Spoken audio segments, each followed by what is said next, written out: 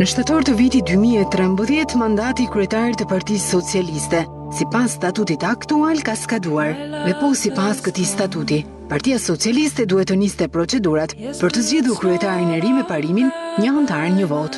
Kjo pikë e statutit është shfrytëzuar nga Ben Blushi për të ngritur pikpyetje mbi funksionimin demokratik dhe parimor të partisë. Ky është një mandat i grabitur, me cilën nuk mund të pajtohem dhe nuk do pajtohem kur. Asnjëherë ta inferi që më habini, në fakt tha, nuk ka rëndësi kryetari i partisë, ka rëndësi kryetari i organizatës. Sigurisht kryetari i organizatës ka rëndësi, por Shqipëri nuk e drejton kryetari i organizatës. Të tjerët e kanë më të lehtë që të bëjnë akuza, të shpifin, të bëjnë kritika, apo thonë se çfarë nuk shkon nga pozitat e Seirxhiut. Po e dini pse e kanë më të lehtë? Se s'kan asgjë në dorë. Ky diskutim ka më shumë se një vit që ndodh hapur dhe publikisht, brenda grupit dhe në media, duke degraduar në mbledhjen e fundit të grupit parlamentar të socialistëve, në të cilin ka patur debate të ashpra, fjalë fyese dhe gota të thyera.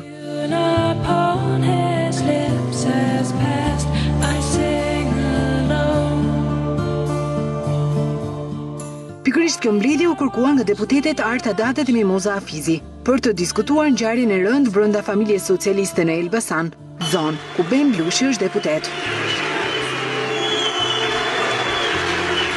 Përshëndetje të gjithëve.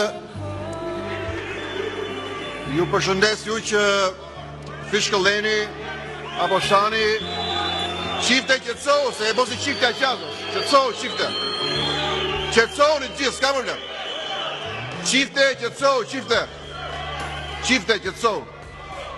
Si çifte e vëgure po, pusho. Çifte mirupafshëm. Hajde këtu, hajde këtu. Hajde po ti. Ti hajde. Hajde këtu. Ka ulurima, po nuk ka asamble. Ka duartokitje, po nuk ka kryesi. Ka bandit si puna juaj, po nuk ka demokraci. Për çfarë kërkoni llogari mua? Pse është Shqipëria e varfër, kam qeverisur unë apo ky? Edhe këtu ka bandit me armë. Përpjekja një vjeçare e Blushit për t'i dhënë vëmendjen e duhur shkeljes së statutit, arriti në pikën ku tashmë përplasja me partinë e tij nuk ka më kthim pas. Betejë e tij ka gjetur pranimin e disa socialistëve të vjetër, si Pandeli Majko, apo dhe socialistëve qeveritar si Saimir Tahiri. Por etiketimi si banditi socialistëve të Sallës në Elbasan është një shenjë që tregon humbjen e qetësisë, apo pafuqinë për të mbajtur këtë betejë në udhënin e demokracisë së brendshme të familjes, ku ai bën pjesë. Nga ana tjetër në Partinë Socialiste gjithashtu ka mbi një vit që hitet ideja për një statut të modelit laborist, i cili bllokon zgjedhjet periodike në parti, nëse kjo e fundit qeveris vendin.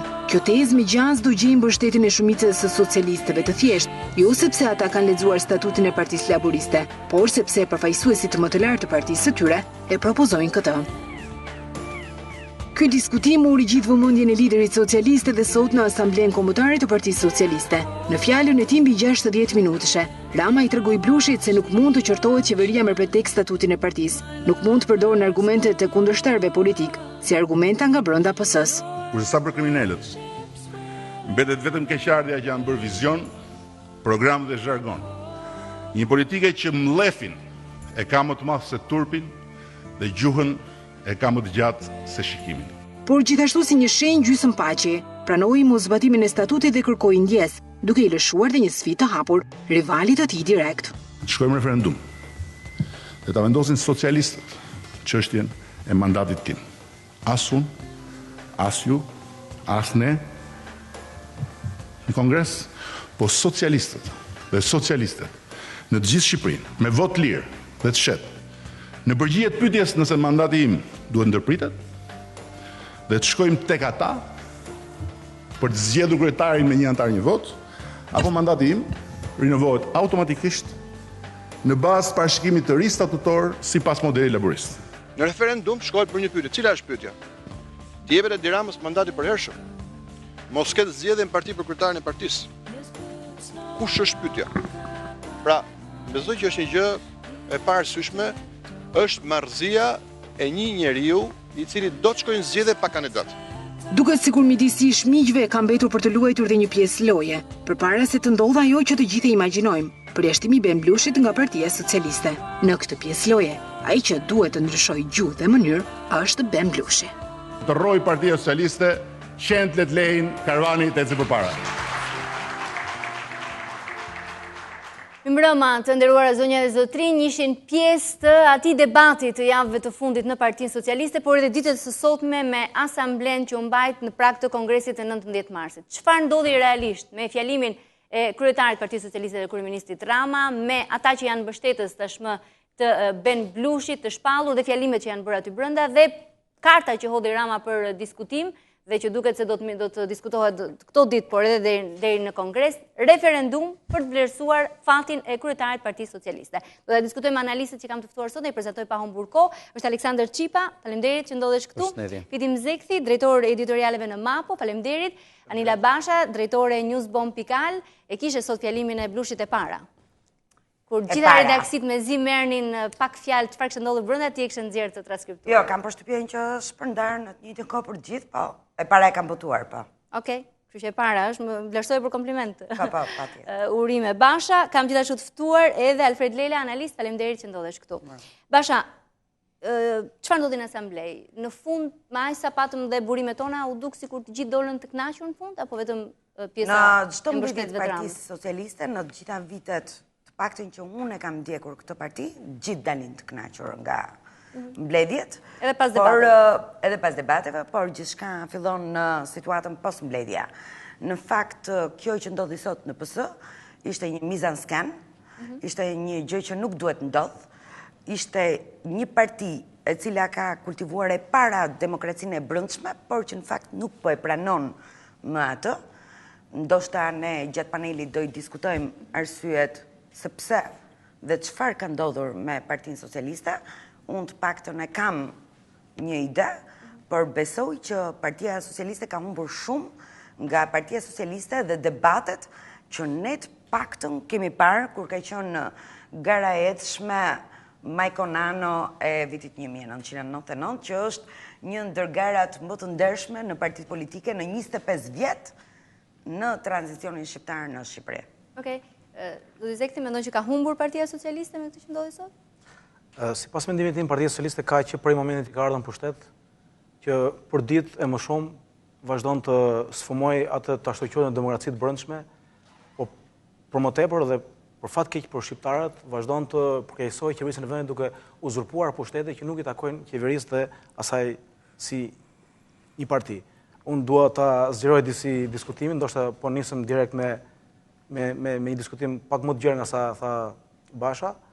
Partia Socialiste në qeveri është një parti e cila është rrëzuar në gjykatën kushtetuese për çështje madhore, ekzistenciale të demokracisë, për uzurpim kompetencës. Qeveria, jo Partia Socialiste. Po padyshim, po kjo është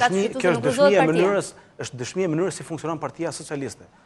Diskuri i sotëm i Zotit Rama, po diskuri i Zotit Rama në ditët e mëparshme, apo në vitet e mëparshme gjatë këtyre 3 viteve, është një diskur në gjykimin tim krejtësisht jo demokratik. Zoti Rama vazhdimisht merret me tjetrin. Për Zotin Rama ekziston një tjetër, gjithmonë ekziston një tjetër. Sot u mor dhe me veten, në fakt, kërkoi ndjes, bëri mea culpa, mori përgjegjësitë të tij të plota. Kjo është e rëndësishme ta themi. Domethënë, kjo mea culpa që ka bërë Zoti Rama është sërish të merresh me tjetrin. Pse? Në rrënjët e qytetërimit perëndimor, në rrënjët e qytetërimit që presupozohet që e bart mosmiri demokracinë sot në botë, ekziston llogaridhënia. Pra, thelbi i qytetërimit perëndimor demokratik është llogaridhënia. Dhe llogaridhënia vjen nga një traditë e thellë kulturore e bartur më shumti nga fetë abrahamike, nga krishterimi dhe nga Islami. Në fetë abrahamike, kërkimi i faljes është i që do e zgjeroj debatin, po e shtrive pak si shumë. Kërkimi i faljes, kërkimi i faljes, sepse kjo është thelbi i demokracisë, në fakt. Kërkimi i faljes vjen kur ka pendes dhe kompensim. Nuk ka asë një gram pendes tek Zoti Rama. Ai kur kërkon falje, në fakt njëra si fajson tjerë, sepse sërish kërkon të vërë përpara tjetrin, që unë bëj këtë gjë ti nuk e bën dot. Pra aty ka një proces tjetërësimi të edhshëm, sidomos te Zoti Blushi. Zoti Blushi ka rreth 2 vite, sepse kritiket e tjerë që nuk janë Partinë Socialiste janë të interesuar me kohë me vakt, domethënë kur them tjetërsim, kuptimin që ti ndërton një tjetër, ti konstrukton një tjetër, një gjë që nuk është si ty. Pra një tjetër është dikush që nuk është norma, është dikush që duhet rrinë në periferi, është dikush që e dëmton atë që unë po bëj, është dikush që ka një problem me normën, me të mirën dhe me të drejtën. Pra tjetri përgjithsisht është një konstruksion social jo i mirë. Edhe konstruktimi i tjetrit në Partinë Socialiste, në këtë rast që është Blushi, ka nisur prej një viti e gjysmë. kohët e fundit, diskuri është radikalizuar shumë dhe ai është quajtur karvan, ai është quajtur qen, ai është quajtur tradhtar, ai është quajtur bastard, ai është quajtur shumë gjëra. Pra, kjo është arsyeja pse unë them se Partia Socialiste për ditë më shumë vazhdon ta rënoj atë ta shkëlqyer në demokraci, e cila është përkthyer në një problem shumë të madh qeverisë në vendit. Okej, Çipa, çfarë ndodhi me socialistët? Po, duhet të kemi një gjë parasysh që Partia Socialiste është një nga forcat politike të këtij vendi që gjeneron leksionet më substanciale të demokracisë së shëmtuar që ka partitizmi në Shqipërinë e sotme. Unë mendoj që nëse marrim në konsiderat mbledhjen e grupit parlamentar të Partisë Socialiste dhe atë që ndodhi në këtë mbledhje dhe fjalimet e asamblesë së sotme të Partisë Socialiste, unë mendoj se kemi një përpjekje shumë serioze për ta konvertuar nga sherrin në debat. Dhe këtë unë e bazoj në dy fjalimet më të rëndësishme, të cilat mbajtën jo vetëm në një kureshti maksimaliste të vëmendjen e gjithë anëtarësisë së Asamblesë Socialiste, por unë i referohem tekstit që përcollën dy ligjëruesit kryesor, përkatësisht zoti Blushi, si një deputet thellësisht oponencial, i cili solli një fjalim që pati peshë të rëndësishme specifike fjale. Ktheu disa elemente të politologjike në debatin partijak të PS-s. Imponoi një agent të qëndrimit deri në Kongresin e Partisë Socialiste dhe agenda në thelbin e saj ka të bëjë pikërisht me demokracinë statutare, nuk po them të brendshme, po statutare. Dhe me sa di unë, në historinë e 10 vjetësit të fundit, ne debate të tilla për demokracinë statutare nuk kemi pasur në asnjë nga partitë tona politike. Jemi pikërisht në një moment. Natyrisht, unë besoj që pretendimi i zotit Blushi nuk është kaq minimalist. Është një pretendim në këndvështrimin tim politik më maksimalist, që do të thotë që tashmë ai është një nga liderët e brendshëm të Partisë Socialiste, sepse deri në momentin kur ai nuk e shpall atë që quhet fraksionim apo qoftë edhe çarje të partisë, mendoj që ai bazohet në një substancë të demokracisë së debatit dhe demokracisë së statutit. Janë dy gjëra të cilat mendoj që në gjithë skenën dhe debatin politik shqiptar kanë munguar gjatë periudhës së quheturit tranzicion. Mirë, se do të ndalemi pak te kjo. Sot fitoi demokracia e debatit apo e statutit? Sot në asamble. Nuk pritej që të fitojë, përderisa protagonisti kryesor, udhëheqësi zyrtar i Partisë Socialiste e pranoi dhe në mënyrë minimaliste shkoi deri në një tekst me akulpe, do të thotë që e ka pranuar. Dhe kjo gjë duhet lexuar drejt, mendoj. Okej. Leila, si e lexove asamblen sot punimet? Ose ishte imponuar, se kjo është çështje tjetër, por e pranoi përderisa. Unë jam i pafuqishëm të lexoj ndonjë gjë, sepse dëgjova dhe dëgjova më shumë se asgjë tjetër atë që frazën përmbyllëse të zotit Rama, të kryetarit të Partisë Socialiste, dhe më duk shumë shqetësuese. Mu duk shqetësuese sepse më dha një reminiscencë të një kohe që është e kaluar, po nuk është aq e largët për të mos u mbajtur mend, edhe nga ne, unë të pakën që në atë kohë kam qenë një fëmijë, të rroj Partia Socialiste e Shqipërisë, qend le të lehin, karvanit shkojë përpara. Tipike, po e them me qetësi se për të thënë që nuk jam i ngarkuar me ndonjë emocion të posaçëm dhe të kahershëm ndaj zotit Rama, absolutisht jo, tipike e gjuhës së Enver Hoxhës. Edhe një herë. Është shprehje popullore të rroj Partia Socialiste. Nuk e ka dëgjuar, jo, po. Të rroj Partia Socialiste e Shqipërisë, qend le të lehin, karvanit të shkojë përpara. Pyetja ime është çu bë me këtë njeri, me zotin Edi Rama, që ka pas një hije të gjatë, të rëndë dhe të hishme në qytet, një piktor, aktivist i shoqërisë civile, publicist shumë i mirë e shumë gjëra të tjera, që u ktheu atë setrën e vetvetes në anën tjetër, dhe është duke na shfaqur këto qepjet e trasha, arnat e brendshme, ndonjë vrim e ku dëgjon se çfarë, sepse është një halucinacion i madh që njëri që pretendon për një status të një partie laboriste që doja mbi vendos ka partisë të tij socialiste, e mbyll me këtë gjuhë. Gjuha i shpreh qëllimet gjithmonë. Dhe qëllimet më duken ademokratike të zotit Rama. Shpikja e referendumit, ndoshta do ta diskutojmë dhe më vonë. Kam pyetje referendumin, jo, po domethënë me këtë që thua, me këtë shprehje, të duket pak e kohës komunizmit. Çfarë nën kupton me këtë që Rama është komunist? Pak kush mund ta besoj këtë? Po shiko, nuk jam duke thënë Rama është duke u shfaqur si autarkik, autoritarist, diktatorial, ademokratik. Pastaj çfarë emri ti vëm, secili mund t'i vër emrin e vet.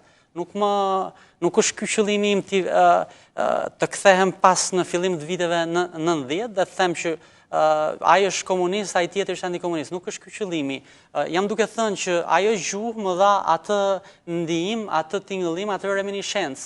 Pastaj atë që na dëgjojnë ta bëjnë vet pazarin me gjën e gjalla të vdekur që ne po ju hedhim dhe po u themi. Por reminiscenca për mua aty ishte. Por edhe gjestet, çfarë është duke kërkuar Ben Blushi?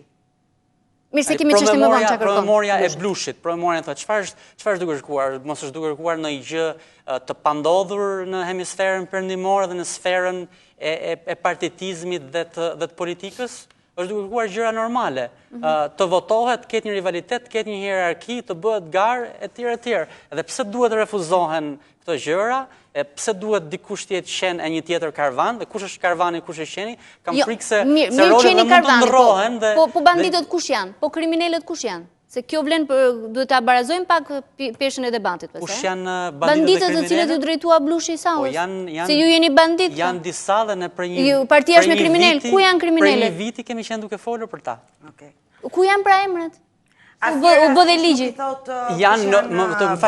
Bashat kërkoj ndjesë. Janë përveç tjerash, jo vetëm në gjuhën e Blushit, e cila që nga e njëjtë me të opozitës të Bashkët Berishës, po janë edhe në gjuhën e një palë të tretë neutrale që është ambasadori i Shtetit Bashkuar të Amerikës. Ja ku janë, gjejeni aty. Unë aty i gjej.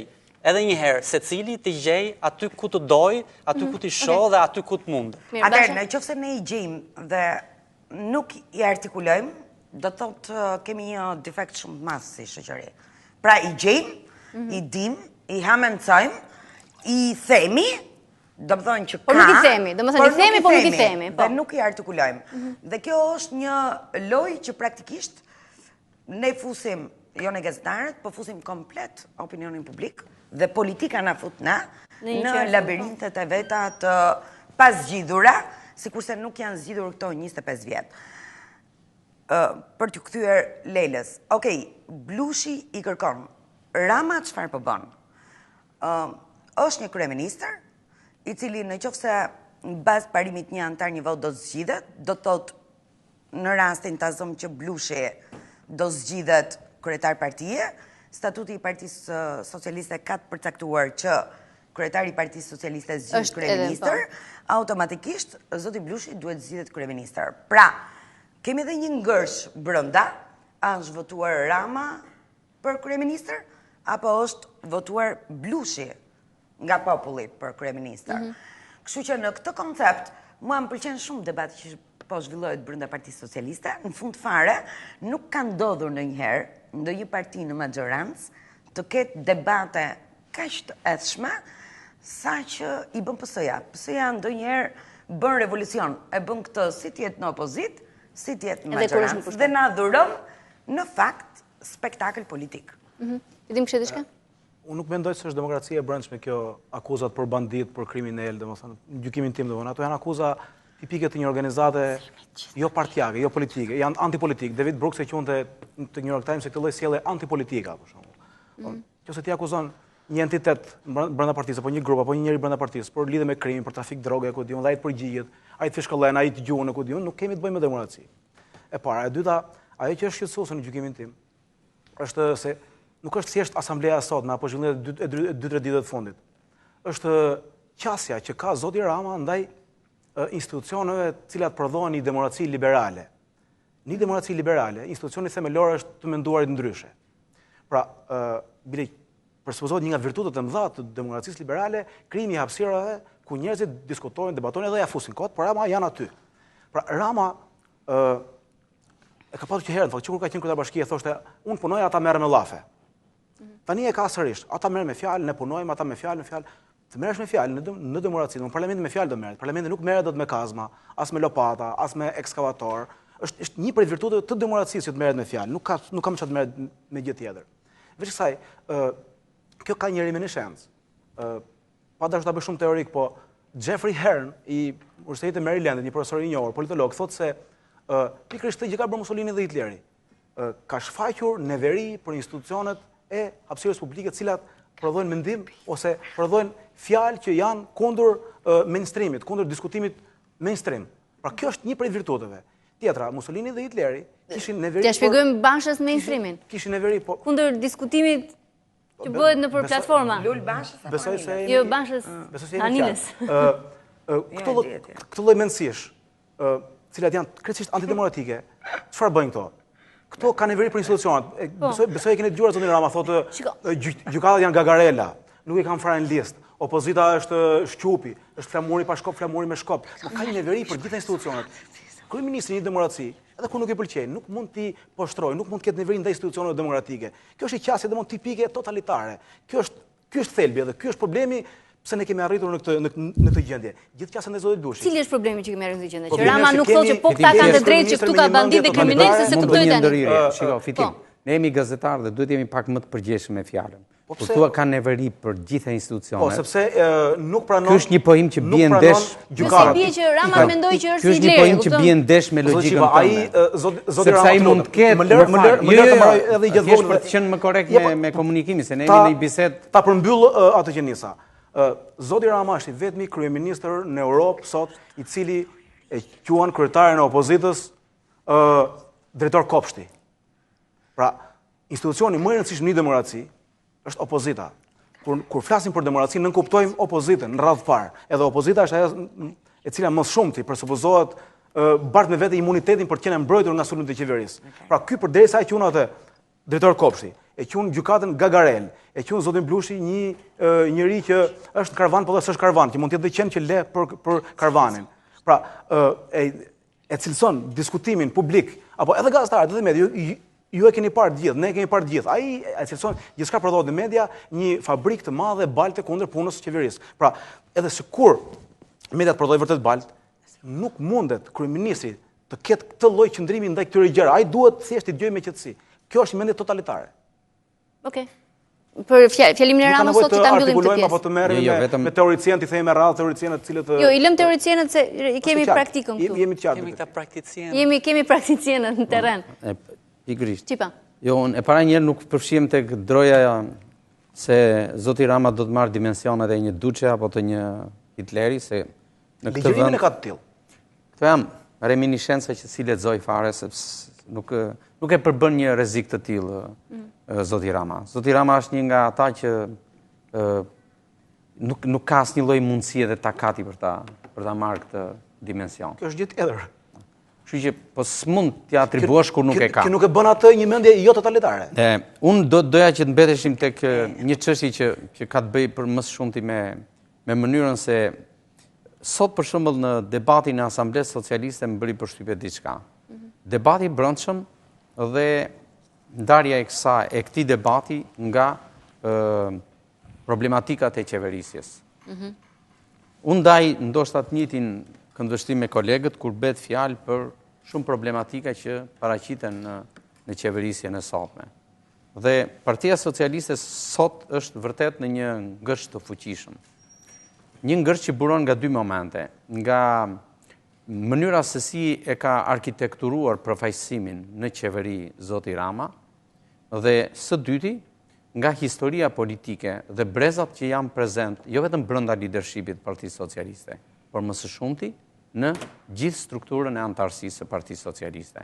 Dhe në këtë këndvështrim, shpesh fjalimet kritike të zotit Blushi, jo vetëm që ngjizin në opinionin publik dhe sidomos tek antarësia e majtizmit në vend, por lën përshtypjen dhe krijojnë një perceptim dominant se është e vërtet që Partia Socialiste ka ikur nga përkatësia majtiste e saj. Ideologjia majtiste. Dhe kjo është një çështje që edhe sot në debatin midis dy fjalimeve më të rëndësishme, midis zotit Blushi dhe zotit Rama, ka qenë përsëri pjesë substanciale e kësaj çështjeje.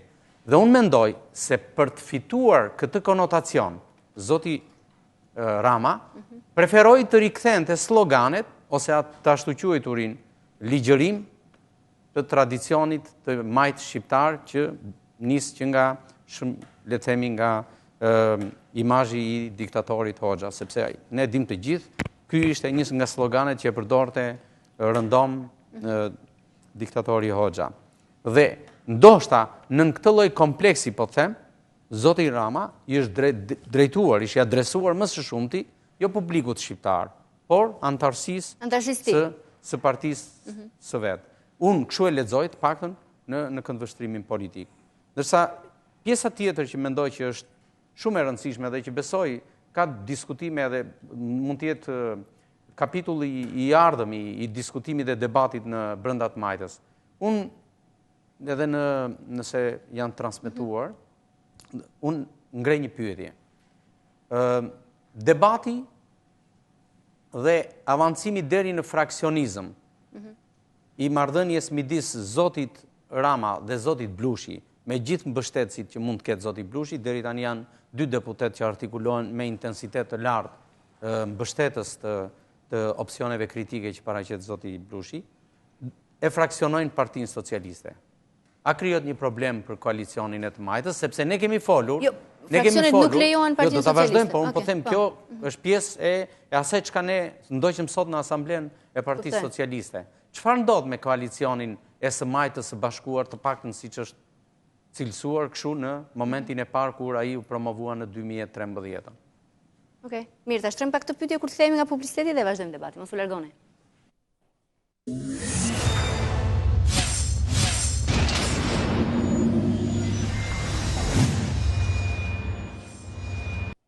Kelimi Ramës sot, shkojmë në referendum dhe ta vendosin socialistët çështjen e mandatit tim. Ja ku ju përgjigj edhe shqetësimit të Blushit. Atëherë, nëse duhet shkuar në referendum, shkojmë në zgjedhja për zgjedhur mes Ramës dhe Blushit. Pse duhet bëhen 2 palë zgjedhje brenda Partisë Socialiste? Pra, themi një referendum duhet zgjedhim kryetarin dhe pastaj zgjedhim kryetarin apo jo. Më mirë shkojmë direkt në zgjedhjen e kryetarit dhe Ramas duhet ketë frikë nga ideja e zgjedhjes. Ju përgjigje edhe kësaj sot, mendoni ta që unë kam frikë që të votoj? Atëherë, nëse nuk ka frikë, duhet shkojnë zgjedhja. Për kryetarin, ka një problem që ai që zgjidhet kryetar duhet jetë kryeministër. Pra, kjo është ideja e statutit Partisë Socialiste. Dhe duke nisur edhe nga fakti, dhe ne e dim të gjithë, që ka një lloj pakënaqësie në qeverisje, që vjen tek shtresat e mesme të ulta etj, të cilët janë zgjedhësit e Partisë Socialiste, pra këto janë shtresat që zgjedhin, ndoshta ka një lloj ngërçe. Por debati sot shtrohet ka drejt Blushi apo ka drejt Rama në konceptet dhe idet që po hedhin. A duhet zbatuar statuti i PS-s, pik për pik siç është, a duhet ndrruar statuti i PS-s, siç është propozuar në projekt statut në ri? Kemi një statut i cili ka mbetur i pa rinovuar dhe statuti i ri për shembull, ndryshimet e reja që kanë ardhur në statutin e PS-s, do të konfirmojnë kur partia është në pushtet, primare, do të debate, do të debati përgjithshëm brenda Partisë Socialiste, që kandidatët thonë fjalën e tyre. A jemi në momentin që Partia Socialiste duhet bëj zgjedhje, angazhim partijak të tillë, apo duhet fokusohet tek qeverisja? Pasha, se përpara se fjalën dhe kolegëve tjerë. Edhe në statutin e ri, në draft projektin që do të kalojë në Kongres, thuhet që nëse 10% e delegatëve të Kongres e kërkojnë, mund ta bëjnë që Blushi prapë ka mundësinë të bëjë garë nëse i kanë këta mbështetës. Nuk është se po i mohohet, apo jo? Jo, si mohohet. Nuk i mohohet. Problemi është si zgjidhen delegatët i kur është hera tjetër? Si zgjidhen delegatët? Apo kjo është tani historia si u zgjodhen delegatët? Kjo serojmë do të kur. U zgjodhen në mënyrë demokratike. E kemi evidentuar në media. Kemi delegatë të cilët janë zgjedhur. Partia Laboriste, ta dëgjojnë gjithë socialistët, e ka të vendosur që posqe 3 vjet antar i partisë, nuk mund të shkosh të zgjedhësh në një forum. Këtu ka njerëz që sot janë zgjedhur ose kanë marrë kartën e antarësisë, nesër janë bërë delegat partisë. Këtë paragjykon dhe anatemon Blushi dhe ka drejt, në fakt. Nuk mund të jesh sot antar i Partisë Socialiste dhe nesër të votosh për delegatin. Jo. Se ka me mira socialist të cilët kanë kartën e antarësisë prej 5-6 vitesh dhe nuk po zgjidhin dot apo jo, apo nuk zgjidhen dot. Okej, referendumi, Çipa. Shiko, zoti Blushi është kapur tek një aset i fuqishëm që është parimësia statutore në parti. Dhe në këtë pikë ai është në avantazh në raport me zotin Rama, i cili është kapur dhe po manifeston atë që quhet mundësinë dhe asetin populist të tij. Se dhe referendumi është një gjetje, është një çelës populist. Një nga mjetet më popullore për të bërë. Nëse bëhemi pak më racional në verifikimin e kohës fizike që ka për të ndërmarrë ky referendum, ne presim kongresin e partisë. Dhe në kongres padyshim që do ketë proces zgjedhor, apo jo? Dhe përderisa do ketë proces zgjedhor, pse do bëhet referendumi? Jo, nuk e di ma do ketë proces zgjedhor në kongres. Kongresi mund vendos që miratohet statuti dhe statuti automatikisht. Edhe për të rikonfirmuar, nëse. Shiko, kur Chelsea shpiket një akt votimi për t'ju mbivendosur një tjetër akti votimi, që është përballja e 2 kandidatëve, e atij që është në zyrë dhe në kryet PS-s dhe atij që e di, edhe zoti Blushi e di që nuk do ta fitojë atë zyrë atë postë, edhe zoti Rama e di. Nuk do ta humbas? Po, patjetër. Dhe zoti Rama shpik krijon artificin e një votimi simulues, që është referendumi, ndërkohë që në fakt po i kërkohet një votim i një mend, një përballje e një mend. Kjo shpikja e kësaj nuk e di se çfarë fshe, por nuk është, po themi, është e pavend. Çfarë do të thotë? Se mendon që duhet fshe dhe jo ta bëj sa më pjesëmarrëse demokracinë brenda partisë, duke i dhënë të drejtën antarësisë të votojë me referendum. Se mendon që për çfarë? Të votoj për çfarë? Për alternativën, po pra e tha Rama. Votojmë nëse doni që të shkojmë me antar, një antar, një vot zgjidhet kryetari, apo automatikisht jemi duke folur për gar dhe gar pa gar. Kjo e dyta është një gar pa gar. Garojnë 2 pyetje. Ne duam që të shohim 2 njerëz të garojnë. Zoti Rama thotë hajde të nxjerrim 2 pyetje aty dhe të përplasen pikat e pikpyetjeve të tyre, të përplasen kokë më kokë dhe të krijojnë një pikë çuditëse ndoshta. Po tani ne kemi një histori 3 vjeçare, të paktën minimumi, të shkeljes hapur të statutit.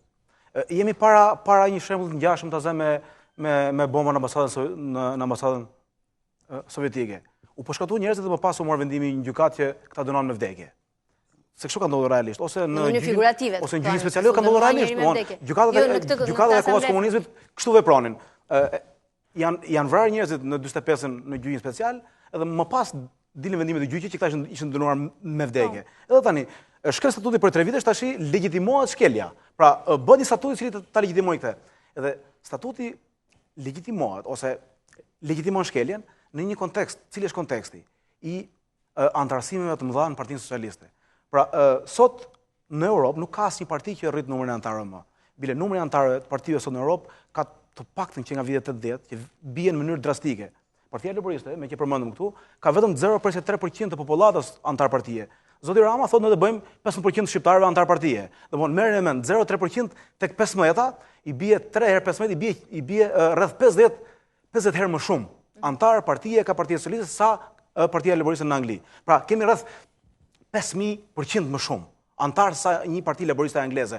E kuptonin çfarë lloj konteksti qesharak zhvillohet kjo gjë në Shqipëri apo jo? Ai është modeli, koncepti. Është qesharake pra, ti të kesh 5000% më shumë antar se sa ka Partia Laboriste angleze. Modelet e partitokracive janë shembull si në Perëndim edhe në Evropë.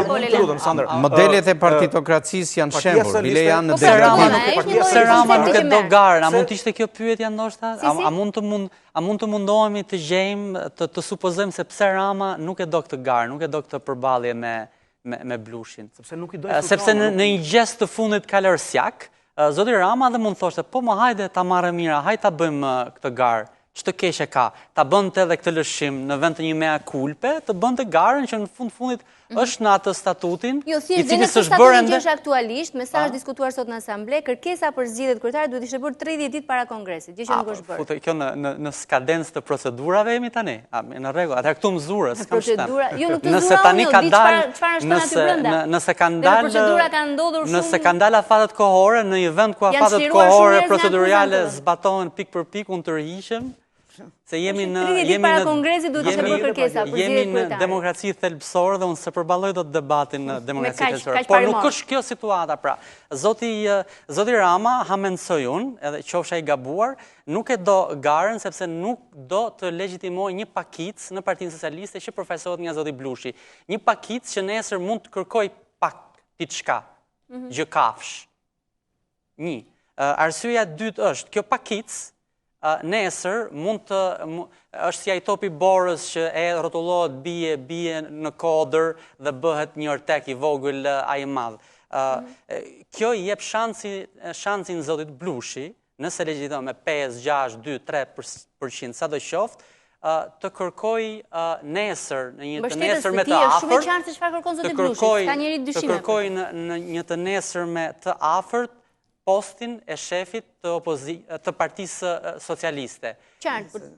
Ndoshta zoti Rama nuk e do këtë, ndoshta zoti Rama ka projeksione tjera për dikë tjetër, dhe jo për zotin Blushi si pasardhë si ti. Ose zoti Rama thot gjithashtu që nuk do të bëj një spektakël fiktiv që të bëj vota kur ne di që do zgjidhen prapë. 30 ditë më vonë, më herët statuti laborist apo socialist apo punist janë ka dy arsye besoj unë. E para Rama konfirmon që kam qenë në rregull gjatë 2-3 viteve, pra nuk ka ndonjë shkele që unë duhet ta rivendikoj, ta rishoj ku diun. Nuk tha tamam. Pavarësisht nuk po vepron kështu pra, përdesa nuk po lejon zbatimi i statutit jashtë fuqi, pra ai nuk kupton që po unë bëj mea culpa e cila nuk është në thelb mea culpa, sepse mea culpa është pendesë, tham, ai nuk ka nga këto brere, edhe atëherë ai thot, pavarësisht një mea culpa, unë nuk po them që duhet korrigju kjo gjë. E para do ta e izolon Blushin tek një numër 3 ose 1.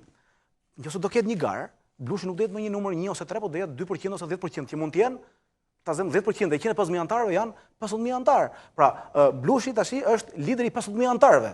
Nëse do mund hum, por ama nuk është izoluar më në një numër 1 ose 3. Sot Blushi është një numër që është tek Blushi ose edhe 2 të tjerë.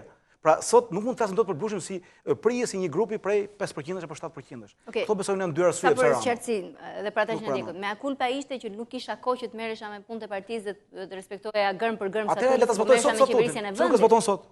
Me që po merret partia në këtë gjë. Merret sekretari i përgjithshëm dhe ka struktura partia tani. Dinamika e qeverisjes ishte shumë aktive dhe nuk kam kohë të merrem me këto gjëra. Pra ky është pra i ligjërimi që ky i neverit ata që flasin, ata që bëjnë punë procedurale, ky flet për gjëra të mëdha dhe merret me gjëra të mëdha.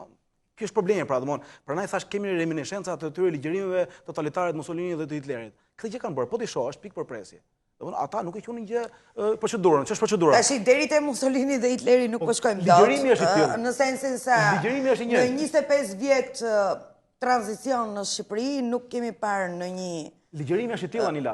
Sot ka shqetësime, njerëzit Atëre nuk mund të thuash dhe nuk mund të krahasosh këto dy gjëra dhe po them, e thash dhe në fillim të emisionit, është para herë që një parti në qeverisje hap një debat kaq të madh lidhur me demokracinë e brendshme të partisë vet. Dhe këtë mund ta prodhoj vetëm Partia Socialiste. Ka pas Partia Socialiste këtë fizharmonikë. Ka pasur dhe më pas. Ne këtë ja njohim patjetër. Është një traditë. Askush nuk po ja mbyll dot gojën, as Ben Blushit, as Arta Dades, as Mimoza Hafizit, as Recep Mejdanit, Servet Pllumit, Maqula Krorit e tjerë. Dhe shumë mirë, jo, nuk jam mbyllin dot. Nuk jam mbyllin dot dhe ne e dim shumë mirë.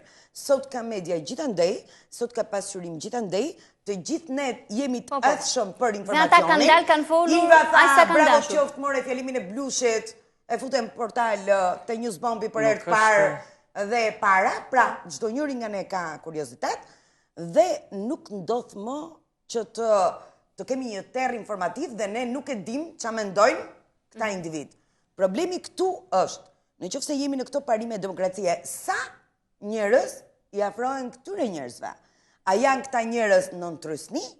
Apo janë njerëz të zgjedhur lirshëm? Gara e thot Blushi tek delegatët e Kongresit. Për shembull, Blushi ka një pretendim. Delegatët e Kongresit nuk po zgjidhen siç duhet të zgjidhen. Është sepse në Kongres do vendoset gjithçka. Dhe Kongresi do i hapi rrugë.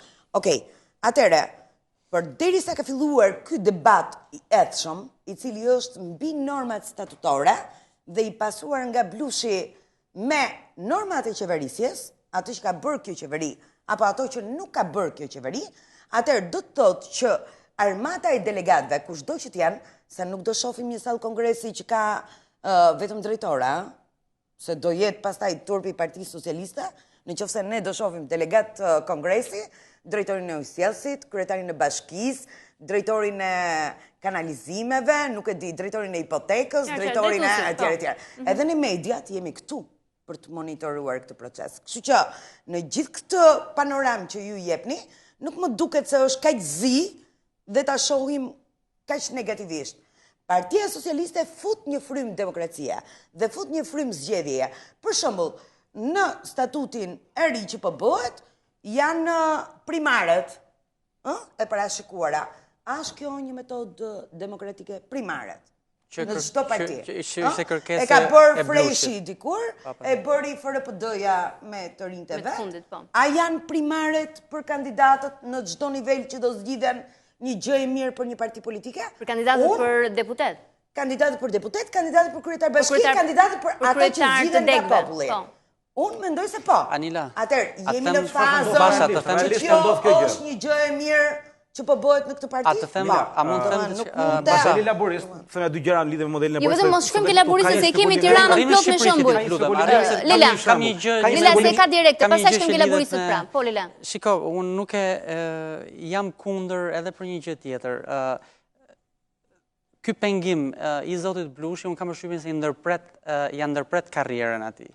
Dhe nuk më vjen mirë që karrierat e politikanëve që ka një spesor intelektual, i thonë diçka botës intelektuale shqiptare, ku në një farë mënyrë duam ta konsiderojmë dhe fusim veten edhe ne që jemi këtu në studio, i ndërpret karrierën zotit Blushi, kjo mosgar, ky pengim. Pa tjetër që ja ndërpret.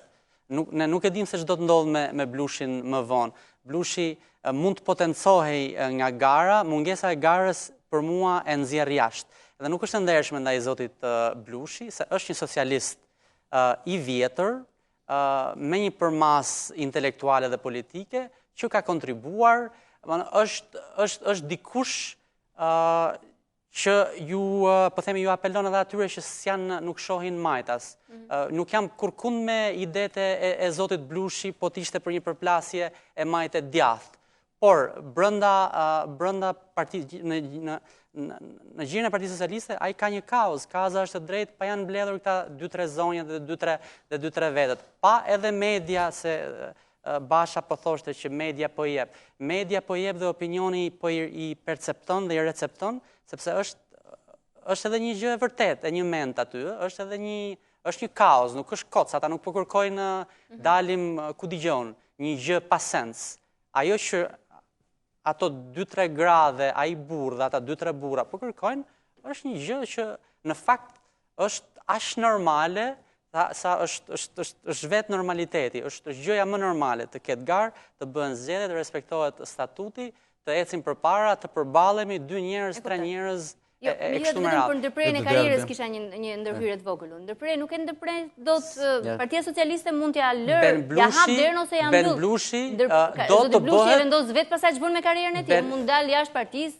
Ben Blushi besoj është të drejtën e tij të garojë dhe të bëhet, të dojë të bëhet dhe të kërkojë të bëhet kryetari i Partisë Socialiste, apo jo? Po, patjetër. Në rregull, dhe është nga ata që ka kontribuar në atë parti dhe tani ne e dim se kur flasim për laboristët, ne e dim që ka pasur pakte Tony Blair, Gordon Brown, që në këtë dyshen ton po themi që në thonjza Rama është Blairi dhe Gordon Browni është Blushi, ky pakt është prishur, është bërë dhe është prishur. Unë nuk e di nëse është bërë një, nuk ka qenë pas nuk kemi të dhëna publike që ka ekzistuar një pakt i tillë. Ja po ta them unë. Që ka pas një pakt të tillë. Po.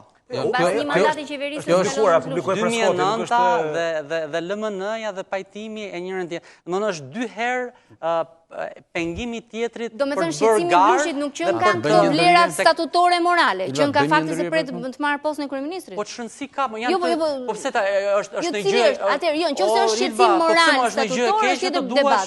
Të dalit e ato. para e Unë meriton, kam nuk bërë është një asgjë e marrëveshje keqe, me të duash të Drama, jesh që bas 4 vitesh do e merja unë pushtetin. Nuk është Qofse është kështu, ë? Ilva, nuk ka asgjë të keqe në hierarki dhe në gardë në konkurrencë në të dashmen për të ngjitë dhe për të bërë. Kur e meriton, ne kemi problemin kur e kem mbushur me jo meritues. Kush e thot që e meriton? Po e thot Marrëveshja apo pazari që pas ka bërë, apo do ta thon socialistët? Kush do ta thot? E para e thot kontributi i intelektual. E thonë librat e tij. Kontributet duhet votohen paktën në garat politike. Po e lën pra Ilva tani se tani ti je duke kundërshtuar, po mundosh të kundërshtosh mua e duke kundërshtuar veten. Nuk po e lën të garoj pra. Ai këtë po kërkon, nuk është duke kërkuar që t'i ngren një përmendore në oborrin e Partisë Socialiste. Më lini të garoj, të shoh se sa forca kam.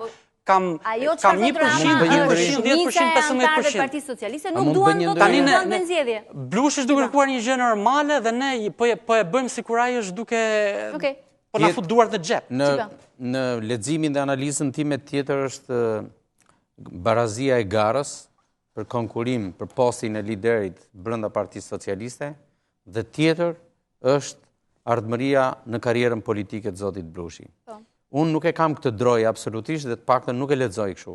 Momentalisht zoti Blushi është në pikun e një kapitulli të ri të aktivitetit dhe jetës politike vetjake, e cila zhvillohet brenda një force politike që ka histori politike jo vetëm të debateve të kësaj natyre, por që ka një histori politike me ulje dhe ngritje të cilat shpesh e kanë mbajtur në ankth opinionin publik, sepse praktikisht vokacioni politik i Partisë Socialiste ka qenë vokacioni i së majtës dhe e majta në shumicën e historisë politike të këtyre 2 dekada e gjysmë ka qenë pothuajse përcaktuese për shumë gjëra të demokracisë, të zhvillimit të shoqërisë, të debatit e të shumë elementeve të tjerë. Unë mendoj që zoti Blushi momentalisht mund të jetë në një kapërcyll politik vetjak, por jo në një diskutueshmëri të vijimit ose jo të karrierës politike të tij. Bile më duket brenda Partisë Socialiste thua për vijshmërinë apo? Nuk ka rëndësi, unë them vetëm zoti Blushi, sepse edhe përballja e momentalishme me zotin Rama është një përballje që e potencon, nuk e skualifikon. Po kjo përkundrazi. Më fal, se duhet më pas ta bëj. Kjo është fal Blushit, nuk është fal atyre atuve dhe instrumenteve që ati nuk po i lien ti përdor, pra. Nuk është vetëm fal zoti Blushi. Pra, se nuk është fal Blushit, instrumentet nuk po i lien Blushit, pra, se në Elbasan po e lin çojnë. Gars po e lën të bëjnë tash, ti themi. Sa ndryshme ishte. Është fal Blushit, pra, kjo është argumenti im. Sa ndryshme ishte situata midis Elbasanit dhe Asamblesë sot në Partinë Socialiste. Një minutë, se ne duhet i bëjmë një lexim tjetër. Nëse flasim, ne jemi gazetarë, marrim përsipër të analizojmë një fenomen dhe duke nga një sken, natyrisht ne bëjmë një analizë që përcaktojmë atë që e quajmë zhvillim të nesërm. Unë personalisht mendoj që zoti Blushi jo vetëm nuk e bën të diskutueshme karrierën e vet, por aq sa e lexoj unë, shikoj që ai përditshmërisht është duke po përfshirë me maturitet edhe element të tjerë për të mos thënë edhe personalitete brenda Partisë Socialiste. Në këtë, po e them, në këtë përballje, sepse praktikisht ai ka një mësim politik në rastin e LMN-s, Lëvizjes për Mendimin Ndryshe. Dhe nëse mund t'i rikthehemi, po ta shikosh, ai nuk ka asnjë gjë që ta ketë si referencë me periudhën kur përfaqësonte atë lëvizja. Vetveten në grupin janë dy kontekste të ndryshme. Jo, nuk janë. Natyrisht që janë dy kontekste të ndryshme, po unë po them. Janë dy mendime ndryshe brenda PS-së. Pikërisht. Nuk kam mbaruar. Unë mendoj që kjo nuk është një, jemi akoma në një kapitull të ri të sjelljes dhe të aksionit dhe veprimit politik brenda Partisë Socialiste te zoti Blushi. Unë kështu e lexoj të paktën dhe kjo është evidente sipas. Po do të thënë këtë gjë, në lidhje me që po flitet edhe për zotin Blushi në këtë moment. Zoti Blushi më duket gjëja politike në PS sot. Dhe tjetra është antipolitikja. Blushi artikulon edhe ideologjikisht, flet për tezën e majt, për të varfrit, për të papunët, për ata që s'kan mundësi të shkollohen, për ata që s'kan mundësi të mjekohen, flet për dështimin e reformave, flet për dështimin e rilindjes, flet për uzurpimin e Partisë Socialiste nga rilindasit dhe nga kanabistët. Pra artikulon mendim të qartë politik në lidhje me mënyrën si funksionon Partia Socialiste dhe mënyrën si funksionon qeverisja e kësaj partie. Ndërkohë pjesa tjetër në PS, për mendimin tim është antipolitikja. Antipolitikja, pa hyrë shumë në teori, domethënë antipolitikja është rasti Tea Party në SBA-u, është një grupacion njerëz i cili kërkon të shkatërrojë establishmentin. Edhe këta në fakt kur vinë pushtet, këta nuk kanë qëllim me rregullu gjë, këta rrinë aty edhe nënçmojnë gjithkënd që mendon politikisht. Nuk du të them emra, por ju e keni të qartë që deputet pa fund në PS-s, disa që janë edhe në përbujë, Arben Doga, për shembull. Arben Doga është antipolitikja. S'është më deputet Arben Doga. Armando Prenga është antipolitikja. S'është më politika. Taulant Balla është antipolitikja. Taulant Balla, këtu ndalemi. Çfarë artikulon politikisht ai Balla asgjë? Është në fjesë i grupit parlamentar, por nuk artikulon asgjë politike. Qëndrimi e grupit parlamentar të Partisë Socialiste dhe të shumicës, ma sa dimne dhe të shumicës grupit parlamentar socialiste. Një mendim politik Balla nuk mund të artikulojë dot. Po thotë që zoti Balla nuk flet. Jo, thot është apolitik, jo, ka teza apolitike. Nuk kryetari i grupit Partisë Socialiste. Artikulimi është thotë më politik se ai. Ata themun vetë atë që mendoj edhe pastaj thonë atë që mendoj. Pra, sjell Tea Party, se nuk na kuptojnë asgjë. Po pa, zoti Blushi është politika e PS-s. Sipas po. Sipas me, artikulon mendim politik në lidhje me mënyrën si funksionon PS-ja dhe mënyrën si qeveriset vendi. Dhe mendimin apolitik e përfaqëson Balla. Këtë si po e mbron, këtë duhet të kuptojmë. Balla është një nga këta bartës. Mendimin antipolitik e përfaqëson zoti Rama aty. Zoti Rama është antipolitikja. Antipolitikja është anti-rregull, anti-ligj, anti-procedurë, është anti-demokraci, është anti-institucion. Edhe zoti Rama këtë po dëshmon, është se zgjedhjet e institucionit themelor, dhe zoti Rama nuk po i bën. Po i bën, pra hajde shkojmë në referendum, thotë. Shiko, ne gjithë kuptojmë që ajo është një artifis. E para punë zoti Rama s'kishte pse ta nxjerrte sot këtë gjë në referendumin, që sot do ta kishte seriozisht. Po ne vendosim agjendën e zotit Rama. Një vit e gjysmë që ju lutem. Zoti Bushi ka mbi një vit e gjysmë që po ndërton një diskur brenda Partisë Socialiste në lidhje me dështimin e rilindjes. Nëse ky që ka bërë antipolitik, antipopullor, antireform. Jo, është popullor, përkundazi. Se votua vjet zotëria. Antipolitika mund të jetë popullore. Zotëria u votua vjet. Ju lutem. Do votohet dhe vitin tjetër. Dhe ta shohim sa antipopullor. Antipolitika është popullore. Si e shpjegon? Antipolitika premtoi utopin, është popullore. Është kundërta e vërtetë. Mussolini ka premtuar utopin. Shkon prapë te Mussolini. Po jo, e lë Mussolini se s'ka lidhje. Fitim, me qenë se je këtu. Rama është një mendje e tillë. Nëse jemi në këtë situatë, është që PS-ja po ofron demokraci. Anila, a është rilindja një utopi? Më shumë se sa vetë termi rilindje nuk kupton që ka diçka prej deliri këtu brenda. Pra ka një lloj utopie, çdo thotë rilindje. Jemi në filozofi tash. Po filozofojmë që është rilindja. Nuk po filozofojmë. Po shpjegojmë realitetin në cilin rruga e drejtë apo drejtimi i dur apo se ky është leximi që bën Fitimi, ëh, që nuk duhet merrem me personazhet. Jemi përballë Blushit të Ramës. Blushi Rama. Pra Blushi Rama dhe Blushi ka thënë. Cilat janë linjat, rilindja. Fitim. Do ku të shkojë kjo parti? Ma dëgjoj këtë pyetje. A bie dakord ti që ka një pjesë, nuk po them as shumicë, po them ka një pjesë në Partinë Socialiste që mendojnë që është Blushi ai që po linçon Partinë Socialiste dhe qeverinë? Pa dyshim që ka. Shumica mund të mendojnë sepse ka. Po këta çfarë janë këta? Janë pjesa politike apo politike? Shiko, unë nëse më lejon minimumi 1 minutë, domethënë, të them si e mendoj unë këtë punë. Zoti Rama duke ndërtuar një blush tjetër për një vit e gjysmë, që blushi është ky që gënjen, ky që bën këtë. E ndërtoi Rama blushin. Po padyshim. Rama me njerëz të tij, domethënë, sepse blushi sa kohë ishte nuk. Pse ndërton Rama më? Nuk ndërtohet blushi vet? Blushi është në gjitha mediat tona. Nga mëngjesi deri në darkë. Kur do të jetë? Kur do të jetë dhe aty ku do të jetë? Jo gjithandaj. Edhe nëse do me fol blushin e themi, blushi nuk po ndërton blushin qen dhe blushin karvan. Si, blushi ndërton vetën e vet, nuk e ndërton Rama blushin. Blushi nuk po ndërton blushin karvan dhe blushin që gënjen.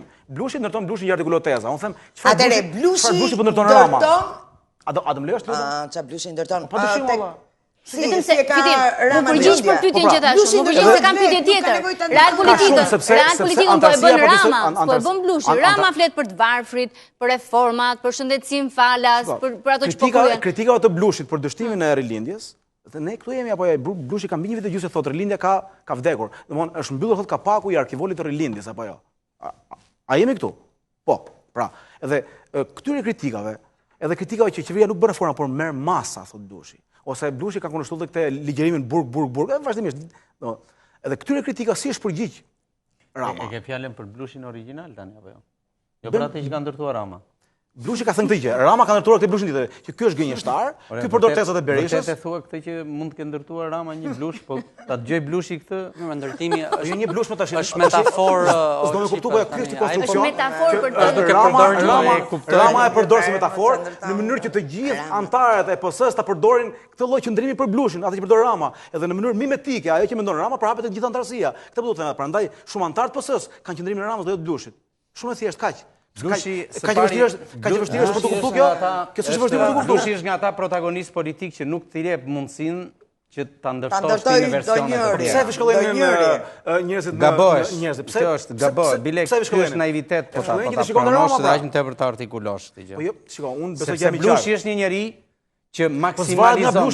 Nuk varet nga Blushi. Po flas. Jo, flasim për protagonistin politik Blushi sot. Nuk po flasim për Blushin. Po Blushi është brenda PS-s, brenda një reali. Shiko, Blushi është nga ata deputet që sot po maksimalizon përditshmërisht dëgjueshmërinë dhe vëmendjen në aktet ligjërimore dhe artikuluese të tij. Dhe kjo është gjë rrallë në skenën politike. Ajo që thamë nuk rrezon këtë. Nuk ekziston mundësia se ka këtë mundësi zoti Rama të ndërtojë një Blush tjetër që të eklipsoj këtë originalin.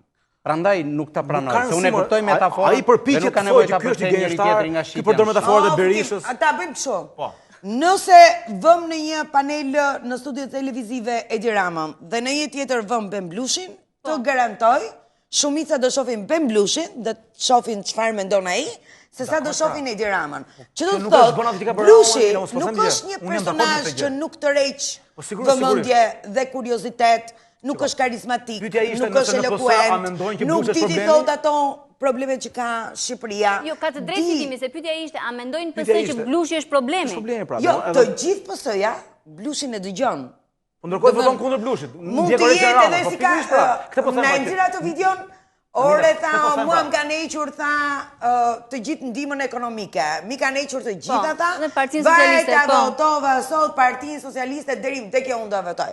Ka qenë edhe ajo në 99-ën, aman tha, o Ilir Meta dhe Fatostano tha, bashkoni ju tha, as buk mos na sillni në Berat Socialista djeshtë. Mos u merrni pjesën in extremis të militantëve, të cilët ekzistojnë në Partinë Socialiste, në Partinë Demokratike, nuk e di, nuk i kam dëgjuar në partitë e tjera.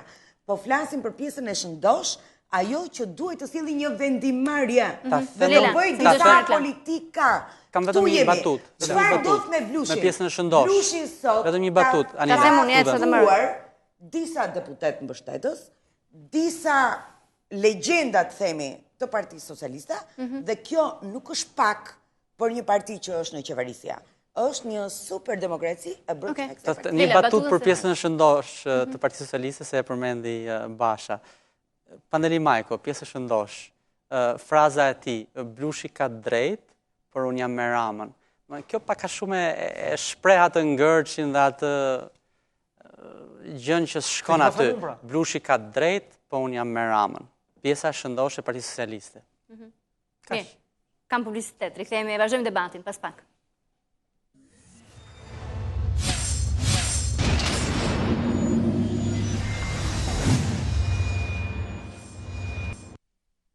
Çfarë po ndodh me Partinë Socialiste dhe debatet në studio kanë qenë të nxehta, jo aq sa kanë qenë nëpër sallat të mbyllura apo në grupin parlamentar në mbledhjen e fundit. Ndjekim pak pjesën e statutit se si do të ndryshojë zgjedhja e kryetarit për të parë se çfarë barrierash janë ngritur për atë që kërkon Blushi.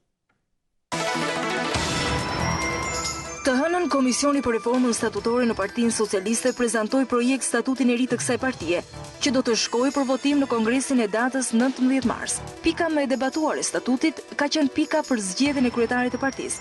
Nga statuti i vjetër, i cili kufizonte mandatin e kryetarit, që detyrohej të zgjidhej periodikisht një herë në 4 vjet, projekt statuti i ri vështirëson mbajtjen e zgjedhjeve për kryetar. Pika 6 e neni 42 e këtij projekt statuti parashikon që për të zhvilluar zgjedhje për kryetar kur partia është në pushtet, fillimisht duhet që 10% e delegatëve të Kongresit të bëjnë një kërkesë për zgjedhje dhe kjo kërkesë duhet të marrë aprovimin e shumicës së delegatëve të Kongresit vjetor.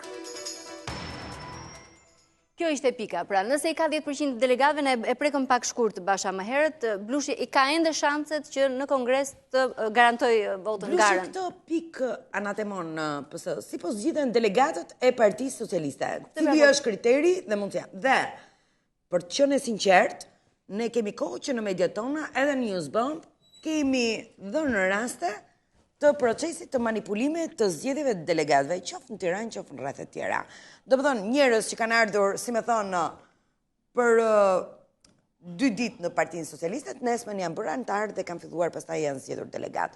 Blushi në këtë proces nuk është se ka ndonjë vëzhgues, nuk është se ka ndonjë njeri që ta shohë procesin nga afër, dhe atëherë kur do ta shohë procesin nga afër, nuk po lejohet, dhe nga ana tjetër nuk është se ka ndonjë ballafaqim përveç atij të Elbasanit, mes Blushit dhe Ramës, që palët të përballin, si me thëmë, platformat e tyre. Fjalimet, të dy fjalimet janë përballje. Fjalimet e të dyve, sot po t'i marrësh, po duash të shohësh në një farë mënyrë. Blushi e ka dhënë platformën, para një jave e hodhi në qarkullim një platformë.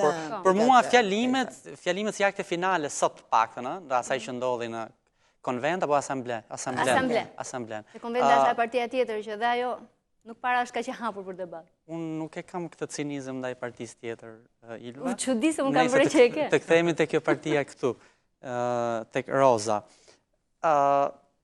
Fjalimet janë platformat të dyve.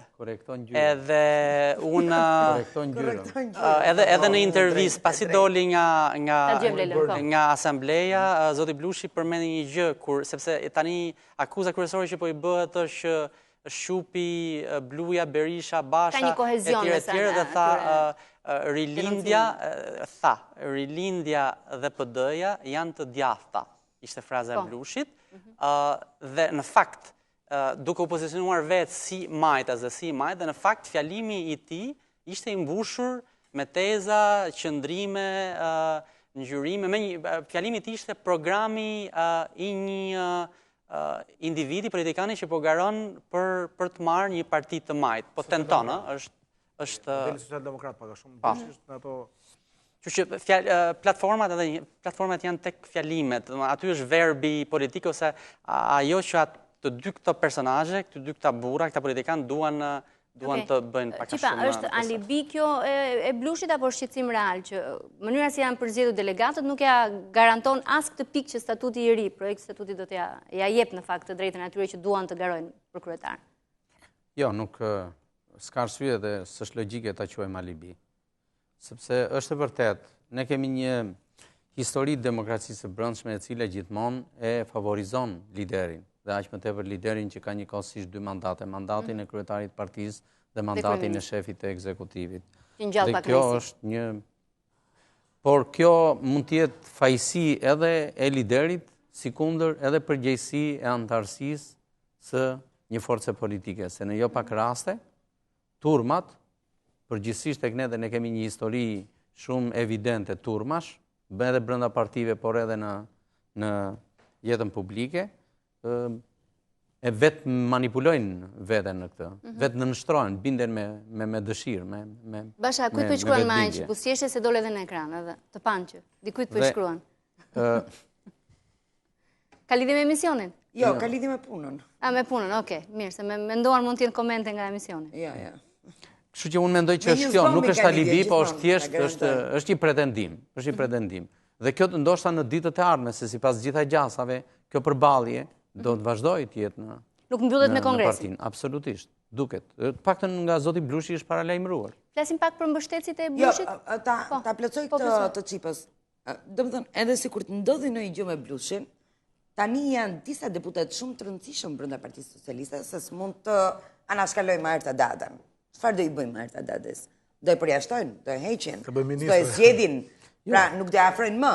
Pra janë disa deputet, janë disa zëre të rëndësishëm në Partinë Socialiste. Jo, unë e lexoj pritet, ky presion pritet. Shiko, zonja Dade sot kërcënoi me dorëzimin e mandatit. Të serës partisë. Kërcënojnë, edhe tentojnë për të shkuar te demokracia e Partisë Socialiste. Ajo demokracia e brendshme. Për të shkuar te demokracia apo për të shkuar në qeverisje?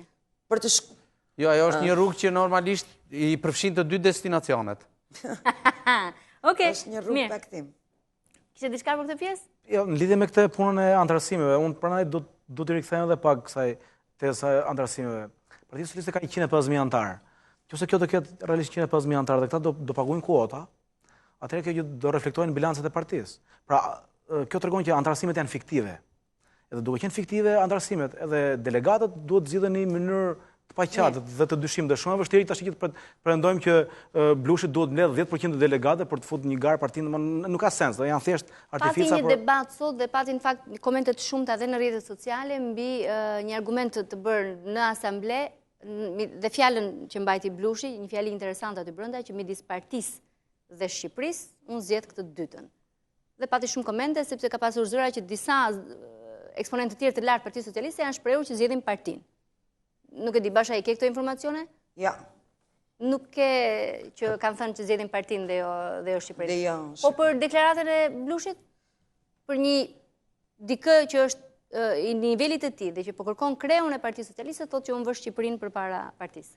Do të thënë, këto janë sloganet, cilat në një farë janë keq riprodhime, sepse në rrjetet sociale momentalisht është duke qarkulluar një korekturë për ideal të partisë, domethënë. Një korekturë e zotit Majko, i cili thotë që unë nuk kam thënë kështu, por kam thënë që nuk ka kryqëzim midis Partisë Socialiste dhe Shqipërisë. Dhe kërkoj thotë që kjo gjë të korrektohet. Po mendoj që këtu një pjesë e medias, dhe sidomos media sociale, amplifikohet në rastet tilla dhe kjo është një gjë shumë e mirë, është pjesë e lirisë së shprehjes që kemi. Jo, që sa amplifikohet siç duhet është okay, po mos ka ndonjë mediat serioze kjo gjë duhet i ndajë që në rastin konkret kur kemi të bëjmë me pohime të tilla, ne duhet i referohemi autenticitetit. Domethënë ta vërtetojmë që është e thënë kështu apo jo.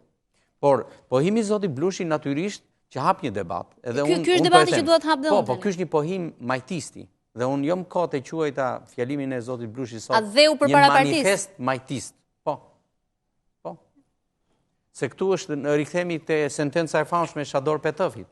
Po pra, që të bësh atë dheun të duhet një instrument, dhe në këtë rast instrumenti është partia. Si do e bësh atë dheun që se pasi më të rëndësishme pra, partia është një mjet, ndërsa unë jam sublimja për mua është atë dheu, thot Blushi. Paktën këtë donte të Këtë do në të thoshte Blushi. Njerëzit angazhohen në praktikë të tillë se politika ose partia, por sentimentin që zgjon në publik dhe gara bëhet në nivel komunikativ.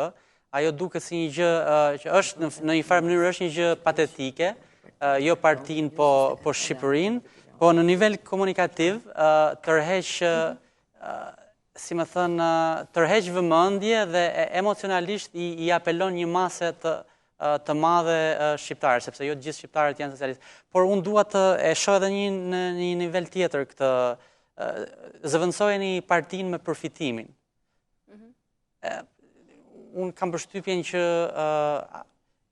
njerëzit, protagonistët e partive politike janë bërë gjithherë me kryetarët dhe me atë që ka patur pushtetin më të madh brenda partisë për hir të përfitimit dhe jo të ndonjë parimi. Dhe ndoshta Blushi këtë do të evokoj.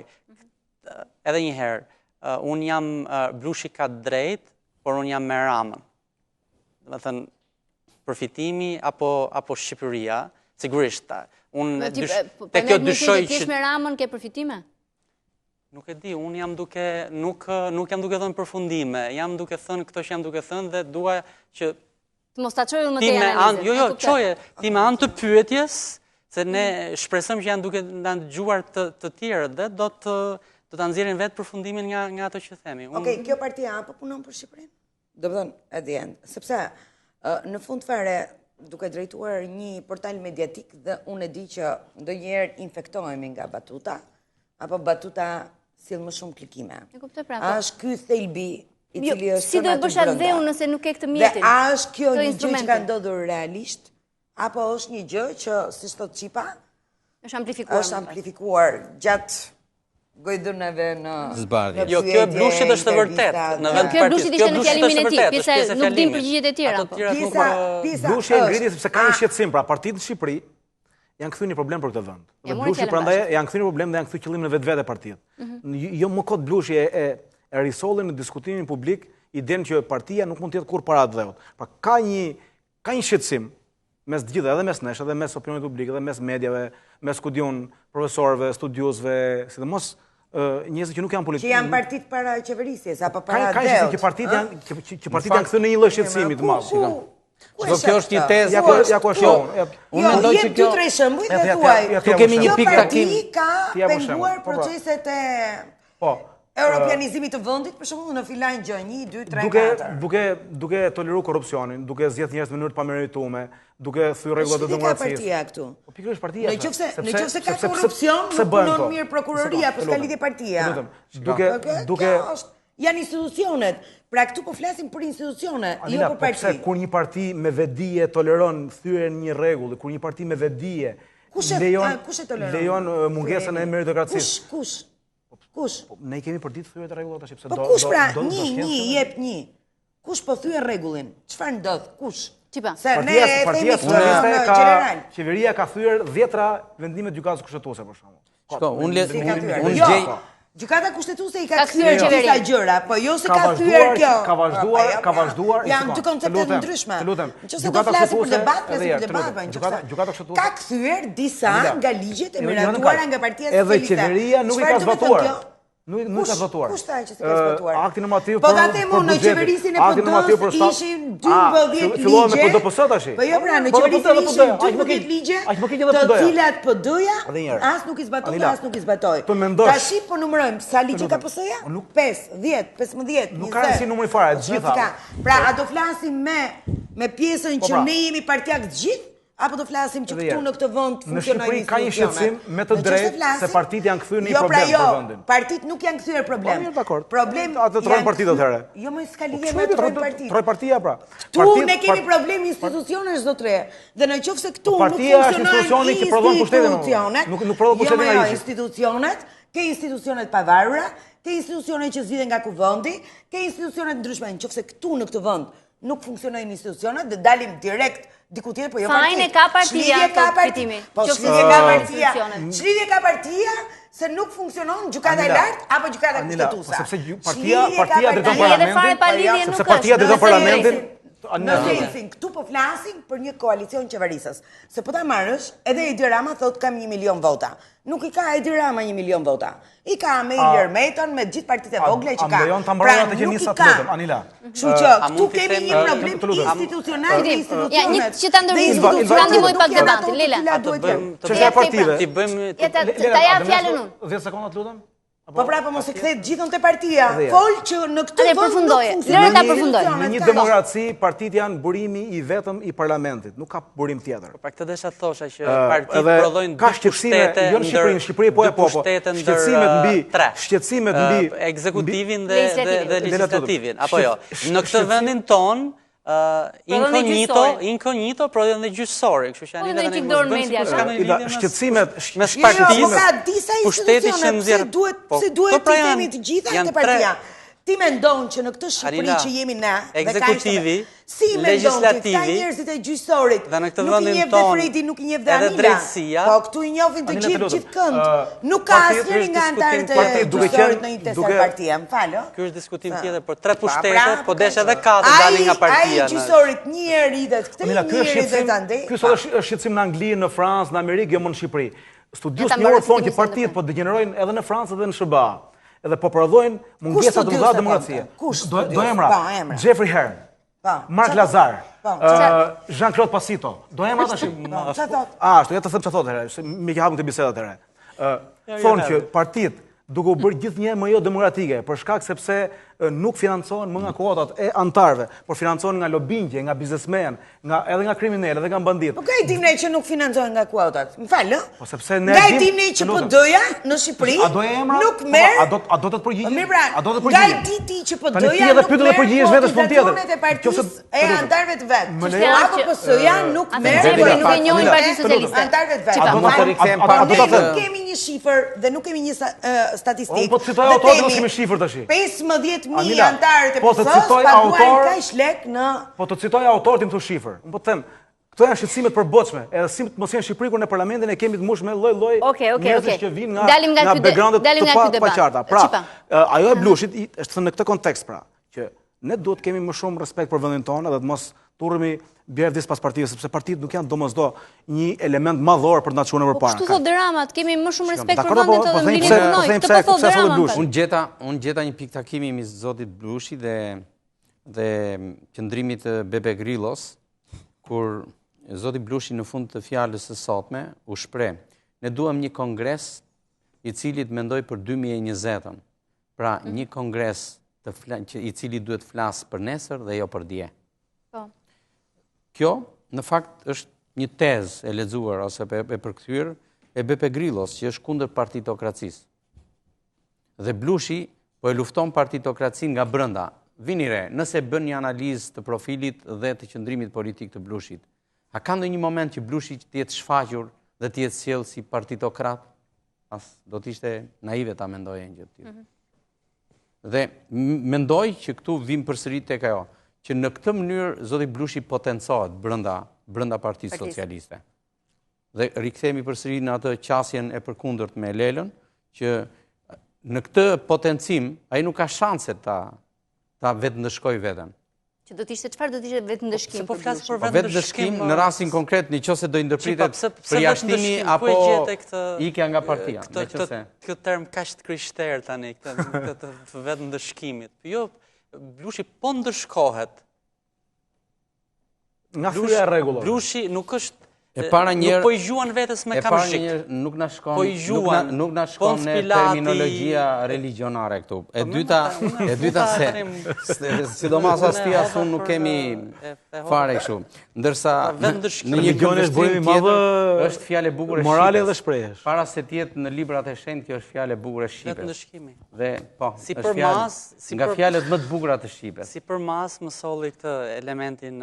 Dhe unë e përdor Kthehemi ke Blushi, të shqipes, jo të konotacioneve tjera. Po, për këtë unë kështu e lexoj, sepse kjo është një gjë. Dhe sot unë për këtë arsye mendoj që zoti Blushi, se flasim gjithmonë për një raport që po krijohet brenda Partisë Socialiste. Unë në zhvillimi perspektiv të këtij debati të brendshëm në Partinë Socialiste, parashikoj se do të kemi zhvillime që do të sjellin qëndrime brenda grupit parlamentar të Partisë Socialiste. Dhe kjo është evidente. Fjala e zonjës Dade dhe në mënyrë të veçantë edhe prononcimi i Mimoza Hafizit, deputetës tjetër, paralajmëron që ky debat brenda Partisë Socialiste mund të përshkallëzohet, do dimensionalizohet në raportin e brendshëm politik. Nuk është kaq e thjeshtë. Se e thua me një gjuhë shumë sofistikuar. Jo, unë e them me gjuhë e pasur, më duket se morfologjia e drejtë. Po besoj po, sepse kjo do çojë në një moment. Por kjo do çojë sipas leximit tim. Ilva, të lutem ta mbaroj, se kjo është një qasje analitike që unë e bëj siç e mendoj. Po, unë mendoj që po, sepse fundja në gjithë thelbin e kritikës së zotit Blushi ka një qëndrim vetjak për qeverisjen, për përfaqësimin e qeverisje. Domethënë nuk është vetëm mëkatësia, po e themi, apo faj politik që zoti Rama ka për përfaqësimin e grupit parlamentar të personave me histori kriminale apo me background kriminal. Jo, nuk është vetëm kjo gjë. Kjo në thelbin e vet është një çështje, një debat, është një antagonizëm i brendshëm për përfaqësimin. Dhe vini re, jemi në vitin e 3 të mandatit qeverisës. Tek socialistët ka 2 shtresa të trajtimit, të diskutimit për përfaqësimin në mandatin qeverisjes. Pavarësisht se zoti Rama ka qenë kryeministri me komfortin, me qetësinë maksimale të qeverisjes, për shkak të numrave dhe natyrisht për shkak të raportit. Domethënë ka qenë një periudhë gjatë kohore që ai është investuar për rregullimin e raporteve me partnerin në koalicionin qeverisës dhe me sa duket ka neglizhuar atë që quhet problemin e brendshëm, që është në rastin konkret pakënaqësia nga mos përfaqësimi. Deputetët socialistë, socialistët që janë pjesë e leadershipit socialist, e kanë një lloj brenge që po mbaron mandati dhe ata nuk kanë marrë hisen, siç është në mënyrë mentale, hisen e përfaqësimit në qeverisje. Dhe ky është një debat që do vi një çast që tani konteksti i zhvillimeve brenda partijake që gjithmonë adresohen me kongresin, është i tillë që ju jep këtë mundësi që tashmë të futen në këtë lloj presioni dhe në këtë lloj debati brendshëm të Partisë Socialiste. Basha, ka edhe disa ditë sa kanë mbetur, edhe rreth 10 ditë nga kongresi. Do të ketë zhvillime gjatë këtyre ditëve? Po patjetër, do të thënë ata që kanë nisur aksionin, do të thënë për fjalën ndryshe apo për atë që ka ndodhur, pra, le të themi grupi Blushi. Lëvizja për demokraci në Partinë Socialiste ishte ajo çfarë shpërndau. Le të themi grupi Blushi, padyshim që do puntoj shumë, jo vetëm në Tiranë, po edhe në rrethe, sepse tashmë lufta bëhet tek delegatët e zgjedhur. Dhe në fundit, nuk mendoj që zyrtarët e Partisë Socialiste në rreth e kanë arritur që të kontrollojnë gjithë procesin e zgjedhjeve. Nëse nëse do të kishim një kongres pastaj, që do të shifnim një sallë kongresi që do hëna të monte Blushin si salla e Elbasanit, kjo do të ishte një fundit turpshëm i një kongresi Partisë Socialiste, se jo të gjithë mund të jenë dakord me liderin në informasa. Që kjo do të shmangte dhe pjesën e demokracisë së brendshme në Partinë Socialiste. Ashtu si kurse mendoj që pjesa më e madhe e rregullave për aq sa e kam parë dhe e kam ndjekur këtë parti, të propozuara në ndryshimet statutore të statutit të ri të Partisë Socialiste, që shumica nuk i lexon, janë gjëra që e demokratizojnë këtë parti. Nuk është se e kthejnë mbrapa në kohë, ose më saktë e sillin më afër partive socialiste evropiane. Problemi këtu dhe i vetmi handicap këtu është zgjedhja e kryetarit të ri të Partisë Socialiste mes Blushit dhe Ramës, i cili, sikur se thotë Rama, dhe padyshim kjo do të ndodhi, do të kalojë në një proces referendar. Referendume. Ose mund vendos kongresi. Pra, do të thënë, Rama na kaloi topin e debateve dhe diskutimeve në këto 10 ditë. Referendumi imagjinar, dhe ne do merrim me këtë gjë, se ne shumë mirë në këtë panel sot mund të flisnim për 1000 gjëra të qeverisjes që shkojnë mirë, keq etj. Dhe ne futemi dhe diskutojmë për çështjet e Partisë Socialiste. Po shkojmë në publicitet dhe kthehemi për të folur për qeverisjen. Pas pak, mos u largoni.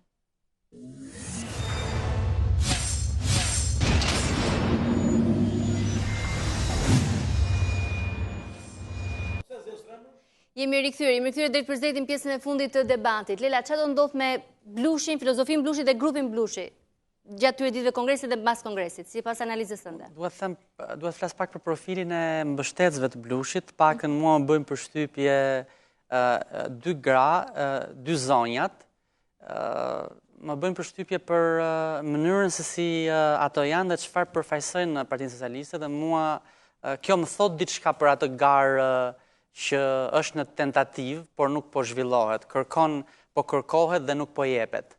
Arta Dade, profili i saj, është i një themeluese dhe po themi i një senatore, ajo ka përmasën senatoriale në Partinë Socialiste. Një përmas që po e shohim të venitet në PS, me këtë që, me ardhjet, me prurjet e reja, me hyrjet e tjerë, me atë që Blushi e quan, e ka ndarë tash dikotomia rilindje PS, zonja Dade përfaqëson këtë PS-n, besoj unë. Gjithashtu interesant është dhe profili i zonjës Hafizi. Më bën përshtypje të dyja se janë tek ato gra. Më lejo ta shpjegoj ç'dua të them. Gratë kur futen në politikë, të pakën në këtë tonën, në këtë shqiptaren, burrërohen shumë shpejt dhe zhburrërohen duke u burrëruar. Nuk mund ta them këtë absolutisht as për njërën edhe as për tjetrën prej zonjave. Kjo mua më ngjall një simpati, po jep valencë edhe aksionit të Blushit, se po mbështetet nga dikush. Domthon 2 zonja dhe po themi pa dashur të ofendoj askënd 20 çakenj, pak a shumë. Që si do përkthehet kjo në aksionin e mëtejshëm të po themi Blushi and Friends ose grupi Blushi. Shanset janë që kjo kauzë që është e drejtë, pak ka depërtuar, pak ka ngjitur, të vazhdojë të ngjizet, të vazhdojë të thotë diçka, jo vetëm opinionet brendshëm në Partinë Socialiste, por edhe opinionit publik në përgjithësi. Dhe për të vazhduar këtë analizë tënde, se dua që të hap pyetje edhe për panelin, për të rikthyer pak argumentit dhe propozimit për referendum. Pse të mos shkojnë në referendum, ta pranojë dhe grupi Blushi le të themi referendumin dhe t'i japi anëtarësisë të drejtën nëse duhet votuar për kryetarin apo jo. Dhe aty nuk ka delegat të përzgjedhur dhe jo të votuar. Aty është që gjithë antarësia. Por çfarë do shkojë në referendum tash sa Blushi. Këtë kërkesë tani, shkojmë në referendum e bëjmë referendumi është simulim. Më të hapur demokratik. Nuk ka njëri kaq shumë kohë. Sa mendon kryetari i Partisë Socialiste me arxhu me shkute zyra të PS-s me voto. Është simulim. Kanë shumë punë njerëzit, janë të gjithë. Është një mbivendosje hipokrite e një akti tjetër që duhet ishte votimi, që thuhet në statut. Është një artific, është një krijim për të penguar garën, edhe një herë. Dërsa pala tjetër thotë kjo është mënyra më demokratike që unë mund të jap të drejtën për të votuar nëse i kem mbështetësit. Nuk jam antar i Partisë Socialiste, nuk jam mbështetës i Partisë Socialiste, por do doja që një garë në çdo parti të zhvillojë mes dy burrave ose dy grave, dhe jo mes dy pikpyetjeve ose dy pyetjeve. Ose një burrë dhe një gruaje, në fakt. Ose mes burrit, thash dhe dy grave, kështu që mbulova edhe këtë aspektin gjinor, Anila. Jo mes dy pyetjeve, atë bëjmë këtë, atë bëjmë atë. Do ishte më... Shko, të trajtojmë taktikisht. Do të shihnim përmes këtij referendumi, do të shihnim dhe përkrajen që ka Blushi në antarësinë e Partisë Socialiste. Sa ato do shkonin, do votonin për të zgjedhur me vot kryetari. Unë them të mos e trajtojmë taktikisht. Po si ta trajtojmë teorikisht? Ta trajtojmë vërtetësisht. Ka një moment të cilin e lejon, që është moment politik dhe demokratik, e lejon statuti, dhe tani jemi duke përpjekur të shpikim momente të tjera, të më vonshme në kohë, ndërhyrëse dhe penguese. Të rrim tek ajo që thuhet, një lloj matje për mbështetjen, gara, të bëhet pra gara. Për mbështetjen e Blushit është ama. Sepse antarësia që është në favor të propozimeve të Blushit do të shkonte dhe votonte. E shndërron për ja heq kauzën, ka një kauzë, ka një përplasje të demokratikës dhe të ademokratikës, të një individi me një tjetër, të një programi me një tjetër. Këtu të gjitha këto fshihen, edhe një herë pra, bëhet gara, bëhet nga lëndore që e ka diçka, thot diçka, kthehet në një lloj gjëje mekanike që s'thot asgjë, votohet për dy pyetje pra. Ndërkohë që ne mirë do ishte që votimi të bëhej për platforma, ide, po deshe politikanë, burra të dëgjojnë. Le të japim një ide PS-s. Pse mos bëjmë votim për emrat, pra për kryetarët, dhe në të njëjtën kohë votim për referendumin. Le të ketë dy kuti, në njërën votojmë për referendumin, si do t'i bëjmë zgjedhjet si i bie pas 4 vjetësh në 2020. Po jep ide apo po bën diversion tani? Jo, ideja është, do të thonë nëse kërkohet, dhe pse mos votohen Rama Blushi, do të thonë le të jetë një ide. Në njërën kuti votohet për kryetarin, në tjetrën për çështjen. A duhet ta bëjmë këtë apo jo? Në fund fundit kjo mund të jetë edhe më interesante. Në këtë debat nuk harxhon kutitë e votimit për Partisë Socialiste. Nga pozicioni që kemi ne nuk na lejohet që të futemi sepse praktikisht ka një qëndrim sot. Zoti Blushi, kur reagoi më njëherë për këtë ide... Po, dhe ta është një marrëzi e një njeriu që do të zgjidhet pa qenë kandidat. Çfarë duhet të ketë një pyetje në referendum? A kështu, a u shpreh kështu? Paktën sinkroni që është transmetuar sot. Jo, kjo mund të jetë sa gjithashtu edhe këtë fjali, referendumi është një marrëzi e një njeriu që do të zgjidhet pa... Është një problematikë, që ndodh PS-s. Nuk mund të përjashtojmë dhe faktin që ata kanë drejt. Në qoftë se Blushi zgjidhet kryetar nesër, a duhet ikë Rama nga kryeministër? E para njerë, pse do të flasim në qoftë? Atëherë, populli ndërkohë, a votoi Ramën për kryeministër?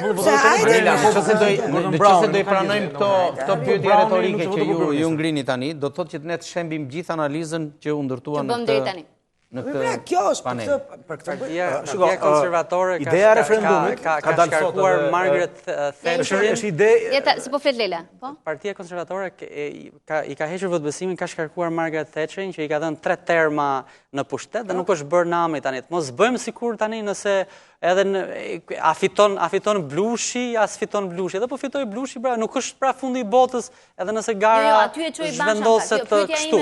Nëse bëhet referendumi, a konsolidohen mbështetësit e Blushit? Çipa? Padyshim.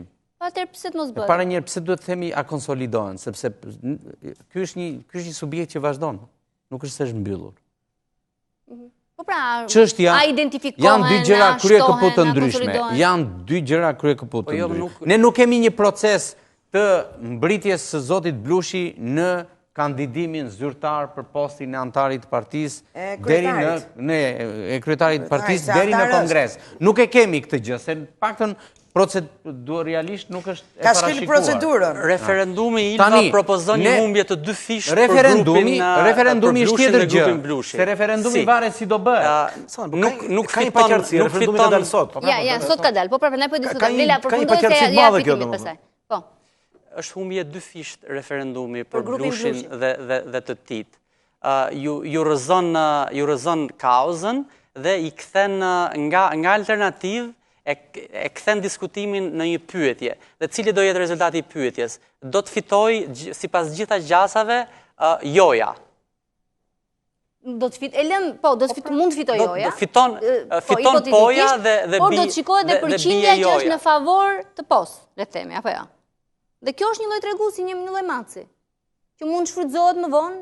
Për çfarë? Për pon dhe për jon, po nuk është. Unë pyetje po bëj. Debati. Pyetje po bëj them. Po pra, po pse shtron se jeni të gjithë në një krah dhe më duhet bëj palën tjetër. Kjo pyetje është bërë brenda Partisë Socialiste sot në asamblenë. Pse nuk zbatoi statuti? Kjo është pyetje. Aty ka një pse nuk zbatoi. Ka një artific të madh. Dhe kur të ndryshoj statuti, hajde zbatojmë statutin tjetër, po tani kemi këtë statutin. Pse nuk e zbatojmë këtë statut? Fitim, po. Ideja është kjo, aty ka prej 3 vitesh që është ndërtu një narrativ tjetër, që ne do zgjedhim variantin laborist, ku kryeministri në rast se konfirmohet, nuk ka nevojë të bëjë zgjedhje, por është ai kryetari i partisë. Ndërkohë sot në mënyrë befasishme del në skenë një ide tjetër, që do vendos antarësia me referendum nëse duhet apo ta zgjedhim kryetarin. Pra, bie ide laboriste. Meqense më keni kritikuar për këtë gjë, hajde po jap një mundësi le ta zgjidhni antarësia. Ama bie narrativa 3 vjeçare. Pra, ti ke kapu. Nuk bie sepse nuk e mohoj ato. Jo vetëm se mohoj, kërkoj ndjes për. Bile thot, në qoftë se jeni për këtë opsion, unë po sjell opsionin tjetër, se tani po bëjmë avokatin e. Jo, dakor. Palës tjetër, pra kam gjithë emisionin që po e bëj. Problemi është që pse si mund të ndryshojnë. Nuk ka kontradiksion në këtë qendrim të zotit. Jo se ka kontradiksion. Ideja është që nuk është serioze, sepse ti ke ndërtuar një narrativ tjetër dhe në një moment të caktuar thu, hajde se po bëj edhe kështu me që ju e doni. Nuk ka seriozitet. Jo, ka seriozitet, se këtë narrativ e ka refuzuar zoti Blushi, po të them. Unë flas tani po bëj. Nuk është çështja cili e ka refuzuar. Dhe zoti Rama, meqense ti këtë narrativ po e rrezon, unë po ju ofroj një opsion tjetër, që është referendumi. A ke një parim, nuk mund të. E kam parimin unë, po ti nuk e pranon. Sander, po nuk e pranon, pra nuk e pranon parimin. Që nuk ja vlen në shkollë. Ai ka 2 vjet që ka kritika ndaj mos zgjedhjes kryetarit të PS-s. Këtë gjë zoti Rama mund ta thënë edhe para një viti gjysmë, edhe para 2 vitesh. Pra, fakti që janë nxjerr sot tregon që kjo është një lojë. Domethënë, unë di një gjë që në një rast Mitterrandi para shumë vitesh thotë që unë kam këto parime, por nëse doni ju kam edhe parime të tjera. Jo, në që ike nga Mussolini njerëz që dolën në Tiranë. Ti mendon se ka shumë budallë në ky vend sa të bien në këtë lojën e Ramës, pra. Në sensin që Rama thotë kjo është një lojë që duhet shkojmë në referendum. Dhe janë këta 150.000 veta që thua ti janë antar të Partisë Socialiste, janë 150.000 budallë që po bien në lojën e Ramës. Unë them të gjë që nxjerrja sot në asamble e kësaj lloj zgjidhjeje duket jo serioze, sepse ndërkohë ti ke 3 vite që mbron një narrativ tjetër, e mbron si legjitime, si drejtë dhe të ndershme. Dhe pavarësisht se e mbrojta këtë, unë jap po t'jap edhe një akt tjetër që të jap ta bëj garën që të t'jap ti mundësinë të përfaqësuar, pra këtë bëri sot Rama. Por unë këtë po them, nuk më duket serioze, por le ta bëj, kjo është më e mira. Nëse do votojnë antarët, kjo është më e mira. Okej, domethënë mund ta mendoj edhe grupi Blushi referendumin. Dhe pastaj e shohim se ç'ndodh. Pyetja e fundit si jemi, po, ma thuaj. Kjo është edhe më keq se të caktosh një partitë politike shqiptare kanë pas të zakonë të caktimit të një dytësi ose të një kandidati formal dhe jo serioz, i cili, si me thënë, bënte atë lojën e një përqindje të vogël dhe bënte bëj sikur kishte zgjedhje. Ka ndodhur në LSI, ka ndodhur në PD, ka ndodhur në PS. Jo, kjo është dhe më keq. Referendumi është dhe më keq. As atë njeriun e telendisur që ka qenë në të gjitha rastet e heq dhe vën një pikë pyetje aty. Kjo është dhe më keq. Është një hap prapa në demokraci. Ja jep antarësisë të drejtën të vendos për atë njeriun që thua. Pyetja e fundit si jam drejt minutave të fundit, gjithashtu. Qipa, Blushi dhe të tij, le të themi, mbështetësit, në 2017 janë në listën e Partisë Socialiste? Është herët për të folur për diçka të tillë. Është herët. Është herët. Është herët sepse e para një herë ne kemi një histori politike të Partisë Socialiste që sa herë debatet e brendshme të saj kanë rrjedhur në këtë mënyrë, përfundimi ka qenë problematik. Është historia e raporteve Nano-Meta. Sot kemi një situatë që zoti Blushi, nëse do marrë mbështetës të tjerë, do t'i duhet zotit Rama që ta administroj brenda forumeve të partisë këtë situatë. Mund të shkoj kjo dhe në një ndarje në shkëputje? Unë e thash, ngrita një pyetje për cilën ne nuk e bëm pjesë të diskutimit sot. Çështjen, në qoftë se zoti Blushi kryon një fraktur brenda grupit parlamentar të Partisë Socialiste. Çfarë ndodh me koalicionin? Është një pyetje cilën duhet ta kemi në konsiderat. Ka për mua, nëse gara pengohet deri në fund dhe referendumi është modus vivendi, për mua ka skizëm, ka ndarje, sepse këtij grupi dhe këtyre socialistëve u është, si me thënë, u është prerë bileta e vagonit të fundit, të trenit të fundit. Në partinë socialiste, sepse edhe njëherë, dikotomia e Blushit, dhe po ta shikosh nga personazhet që e mbështetin është rilindasit dhe PS-ja. Rilindasit dhe PS-ja. Do të gjasat janë që këta të jenë socialistët e fundit në një trend që është bërë gjithi ma vi dhe rilindës. Nëse krijohet ky perceptim, nëse krijohet kjo ndarje edhe po themi në sentiment dhe nëse këta ndihen vërtet të lënë jashtë dhe të përbuzur dhe të penguar për të bërë pjesë e garës. Jo gjithmonë ndrimi i bojës është ndrimi i trenit. Kjo do t'i çojë askund tjetër përveç se në një ishull brenda grupit parlamentar të Partisë Socialiste si fillim, por e hap lojën politike, them unë, e bën shumë interesante. Blushi mund të hap lojën politike kombëtare me 3-4 deputet. Apo jo? Mendojeni pa dashur, pa bërë matematikë dhe pa qenë shumë i zgjuar, 3-4 deputet me Blushin e hapin lojën e madhe politike në vend. Për 3-4 deputet të tanishëm të kësaj legislature, apo thua mbas 2017? Deputet janë ata që po e mbështesin në Blushin, nuk janë njerëz në rrugë. Rama e ka provuar këtë politikën e përjashtimit të zërave kundër. Them për shumë një që më kuptohet Ben Male. E ka bërë, e ka ekzekutuar dhe nuk është se i ka dalë keq. Jo, nuk është se i ka dalë mirë. Do të ka marrë dhe Rama kostot. Tashi, unë nuk e mendoj dot për shembull që Rama mund të heqë Arta Dadën nga listat e PS-s. Në çdo lloj rrethane. Atë që thatë ju është një senatore e tjerë. Që thotë, nëse ka një grup të konsoliduar, ai edhe mund ta bëjë, mbas statutit të ri të Partisë Socialiste, Rama bëhet i gjithë pushtetshëm, i gjithë fuqishëm, i çfarëdolojshëm, nuk ka më institucione, nuk ka më kryesi që, kryesia propozon, po kryetari vendos. Do më thënë, ndërkohë ka qenë kryesia vendos dhe kryetari miraton. Pra, kemi një lloj kalimi këtu te vendimarrja. Ishte më i mirë statuti më parshëm, po thua? Në pjesën e përzgjedhjes, pra, kryesia vendoste kryetari miratonte, atë që vendoste kryesia. Në rastin konkret, ose vendimet e kryesisë kanë qenë formale? Kryesia që se dim kush është kryesia propozon, po kryetari vendos. Do të thonë, kjo është një kryesia ka qenë, si më thënë, qeveria dhe kryetari ka qenë kryeministri. Pra, në sensin e shturjes së institucioneve të cilat ndoshta në PS nuk durohen dot më, por që duhet duroheshin, se ka më shumë. Mundet Rama ta bëjë këtë lëvizje, por do të ishte një dështim dhe një gjë kundër edhe demokracisë brendshme të kësaj partie. Do të ishte gjuna në termin e demokracisë së brendshme. Një dëm që mund të shkaktojë. Jo vetëm PS-s, po edhe në rang vendi. Duhet të fusim në ekuacion dhe çfarë do vendimi do marr vetë Blushi, nëse do vendos të rrinë brenda kësaj force politike pastaj, nëse nuk ndajnë të njëjtat parime dhe njëjtat vlera apo do të largohen. Janë të tilla që nuk e lejojnë Blushin të rri brenda PS-s. Ato lloj kritikash që ka ai për thelbin e qeverisë dhe për thelbin e mënyrës si drejtohet Partia Socialiste, nuk e mbajnë Blushin brenda PS-s. Ai socialist, ai thotë ktheu në PS-ja. Po pavarësisht Rama sot ai nuk del dhe bëhet demokrat. Ajo që tha Rama, ajo fjalia e fundit e Ramës ishte përjashtuese. Pra Rama me fjalinë e fundit e përjashtoi Blushin. Tha që ne do vazhdojmë rreth PS-ja, karvani përpara që le të lejnë. Domethënë nuk ka vend për Blushin në këtë PS. Po çfarë parti do krijojnë? Nuk e di çfarë mund të bëjë. Partia Socialiste Socialiste. Nuk e shoh Blushin, domethënë pozicionin e Blushit të inkorporuar brenda kësaj PS-je. Kjo është PS e sotme e ngurtë, rigjide, e cila është por e shikon më tepër si një largim të vullnetshëm të Blushit, jo si përjashtim. Po PS-ja mund ta marginalizojë, ta shtyjë në periferi, edhe ai duke qenë periferi s'do jetë në PS do përpiqet të bëjë diçka tjetër. Kjo është një prej taktikave. Nëse mbani mend zoti Rasani thotë që zoti Rama ndoq një taktik të një këshill të Andrea Papandreut, që i thotë që mos i jep punë, mbajnë partiu, mos i jep asgjë, shtyjnë në periferi të rinë atje dhe kanë ikur domethënë. Këtë gjë do Çipa mundësia që Blushi dhe të tij të përfshihen në qeverisje në këtë vit që ka mbetur? Është një vetë minimalizimi zotit Blushi nëse do ta zvoglonte kauzën e tij tek pretendimi një posti ministrar, nuk e shikoj, është jashtë logjikës. Megjithatë, ai tha sot në fjalën e tij që të mendojmë për vitin e ardhshëm në mënyrën si do të qeverisim. Ne kërkojmë shumë të mendojmë për 2020-ën. Edhe për te, 2017-ës.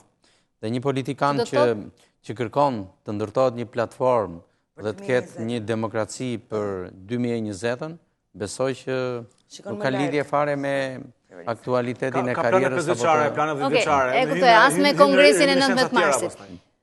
Mirë, do të jetë kongresi i qetë, me debate, me fishkëllima, si e mendon? Kongresi i vazhdimësisë. I vazhdimësisë, okay. Kongresi i lumtur. I lumtur për kë? Për gjithë. Gjithë do Për fshi dhe Blushin? E kisha ironike këtë kongresin e vazhdimësisë. E kuptova që ishe ironike. Mund të elaborosh nëse do. Okej, mund të më thosh vërtet. E mendon të vazhdimësisë kujt dhe për kë? Vazhdimësia e kësaj shfaqja është kjo, që simulim pas simulimi, artific pas artifici, dhe do të fitoj forca. Argumenti do të shtyhet në margjinën e cepa, dhe forca është kjo që të rroj partia, të narroj partia, qenë të let lejnë, karvanit shkoj për para, unë jam, Blushi ka drejt, por unë jam me Ramën, duam partinë më shumë se Shqipërinë. Të gjitha këto, po t'i mbledhësh, krijoj një kolazh që shpjegoj një gjendje psikologjike, psikopolitike në Partinë Socialiste. Kjo është vazhdimësia. I lumtur tha shumë, sepse do t'jetë një kongres festa. Festa, po. Ashtu se kurse kemi parë pësën këto 3 vite do në shfaqen ato tabelat e mdha.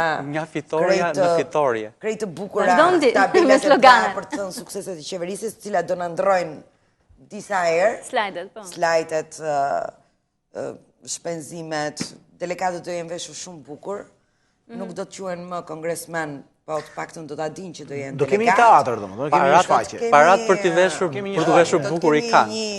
Do të kemi një shfaqje, po, se janë në qeverisje, do të kemi një shfaqje që kush do thotë fjalën e vet, vetëm Blushi do ta thotë atë ndoshta gjysmë, do të jetë në derin e këtij kongresi që kur të flasi Blushi aty në foltore, mos ta fshollej, se do jenë të gjithë drejtora që do mbushin atë sallë. Do flitet për sukseset e qeverisjes në një kontekst që një drejtor në çdo pozicion që është ta dëgjoj Blushin dhe pastaj le të mbarojmë këtë teatr që do jetë. Jam në mbyllje. Çfarë kongresi do jetë? Nuk e di, por ajo që unë e them me bindje është që tek Partia Socialiste ka rritje të dëgjueshmërisë, qoftë edhe ndaj kritikëve. Blushi është një provë shumë potenciale për këtë gjë. Kështu që dhe në kongres do dëgjojnë, me vëmendje. Po, pashmangshmërisht, sepse mund dëgjojnë nga halli apo nga malli. Në rastin konkret, rasti Blush është i imponueshëm. Okej, Fitim, ke një mbyllje se jam? Jo, këtë kisha për të thënë që pak shumë u tha, do jetë i teatr i vërtet, Partia Socialiste ka nevojë të dëshmojë njerëzve që ajo vazhdon të jetë e suksesshme dhe gëlon nga gjërat e mira. Kështu që le të gëzojmë se kemi suksese dhe rezultate të mëdha. Ndërkohë, konteksti është ky. Dje raporti i Bankës së Shqipërisë thotë që inflacioni është 0,2%. Pra jemi praktikisht në deflacion i krizë të thellë ekonomike. Në këtë kontekst të bëhet festa e kongresit. Dhe në këtë kontekst ndoshta e tha dhe Blushi sot, do kishte qenë më e rëndësishme të flitej për deflacionin dhe rrezikun e krizës ekonomike sesa për vetë Asamblen. Të them një batutë fundit me që përmendi deflacionin 0,2% krizën ekonomike dhe batuta tjetër që më vjen është me që jemi te kongreset, vazhdimësia është ne në gojë të ujkut hedhim valle. E mbyllim me këtë batutë Lelës, do të shohim çfarë do të ndodh fakt në ditët e ardhshme dhe çfarë do të ndodhë me Kongresin e Partisë Socialiste dhe vetë demokracinë e brendshme aty. Ti kishe një batutë gjithashtu. Sa bukur e ka kalitur memorien Lela me sloganet e dikush. Jam studiues e komunikimit unë edhe unë. Faleminderit për vëmendjen, faleminderit. Edhe unë si till tu drejtova.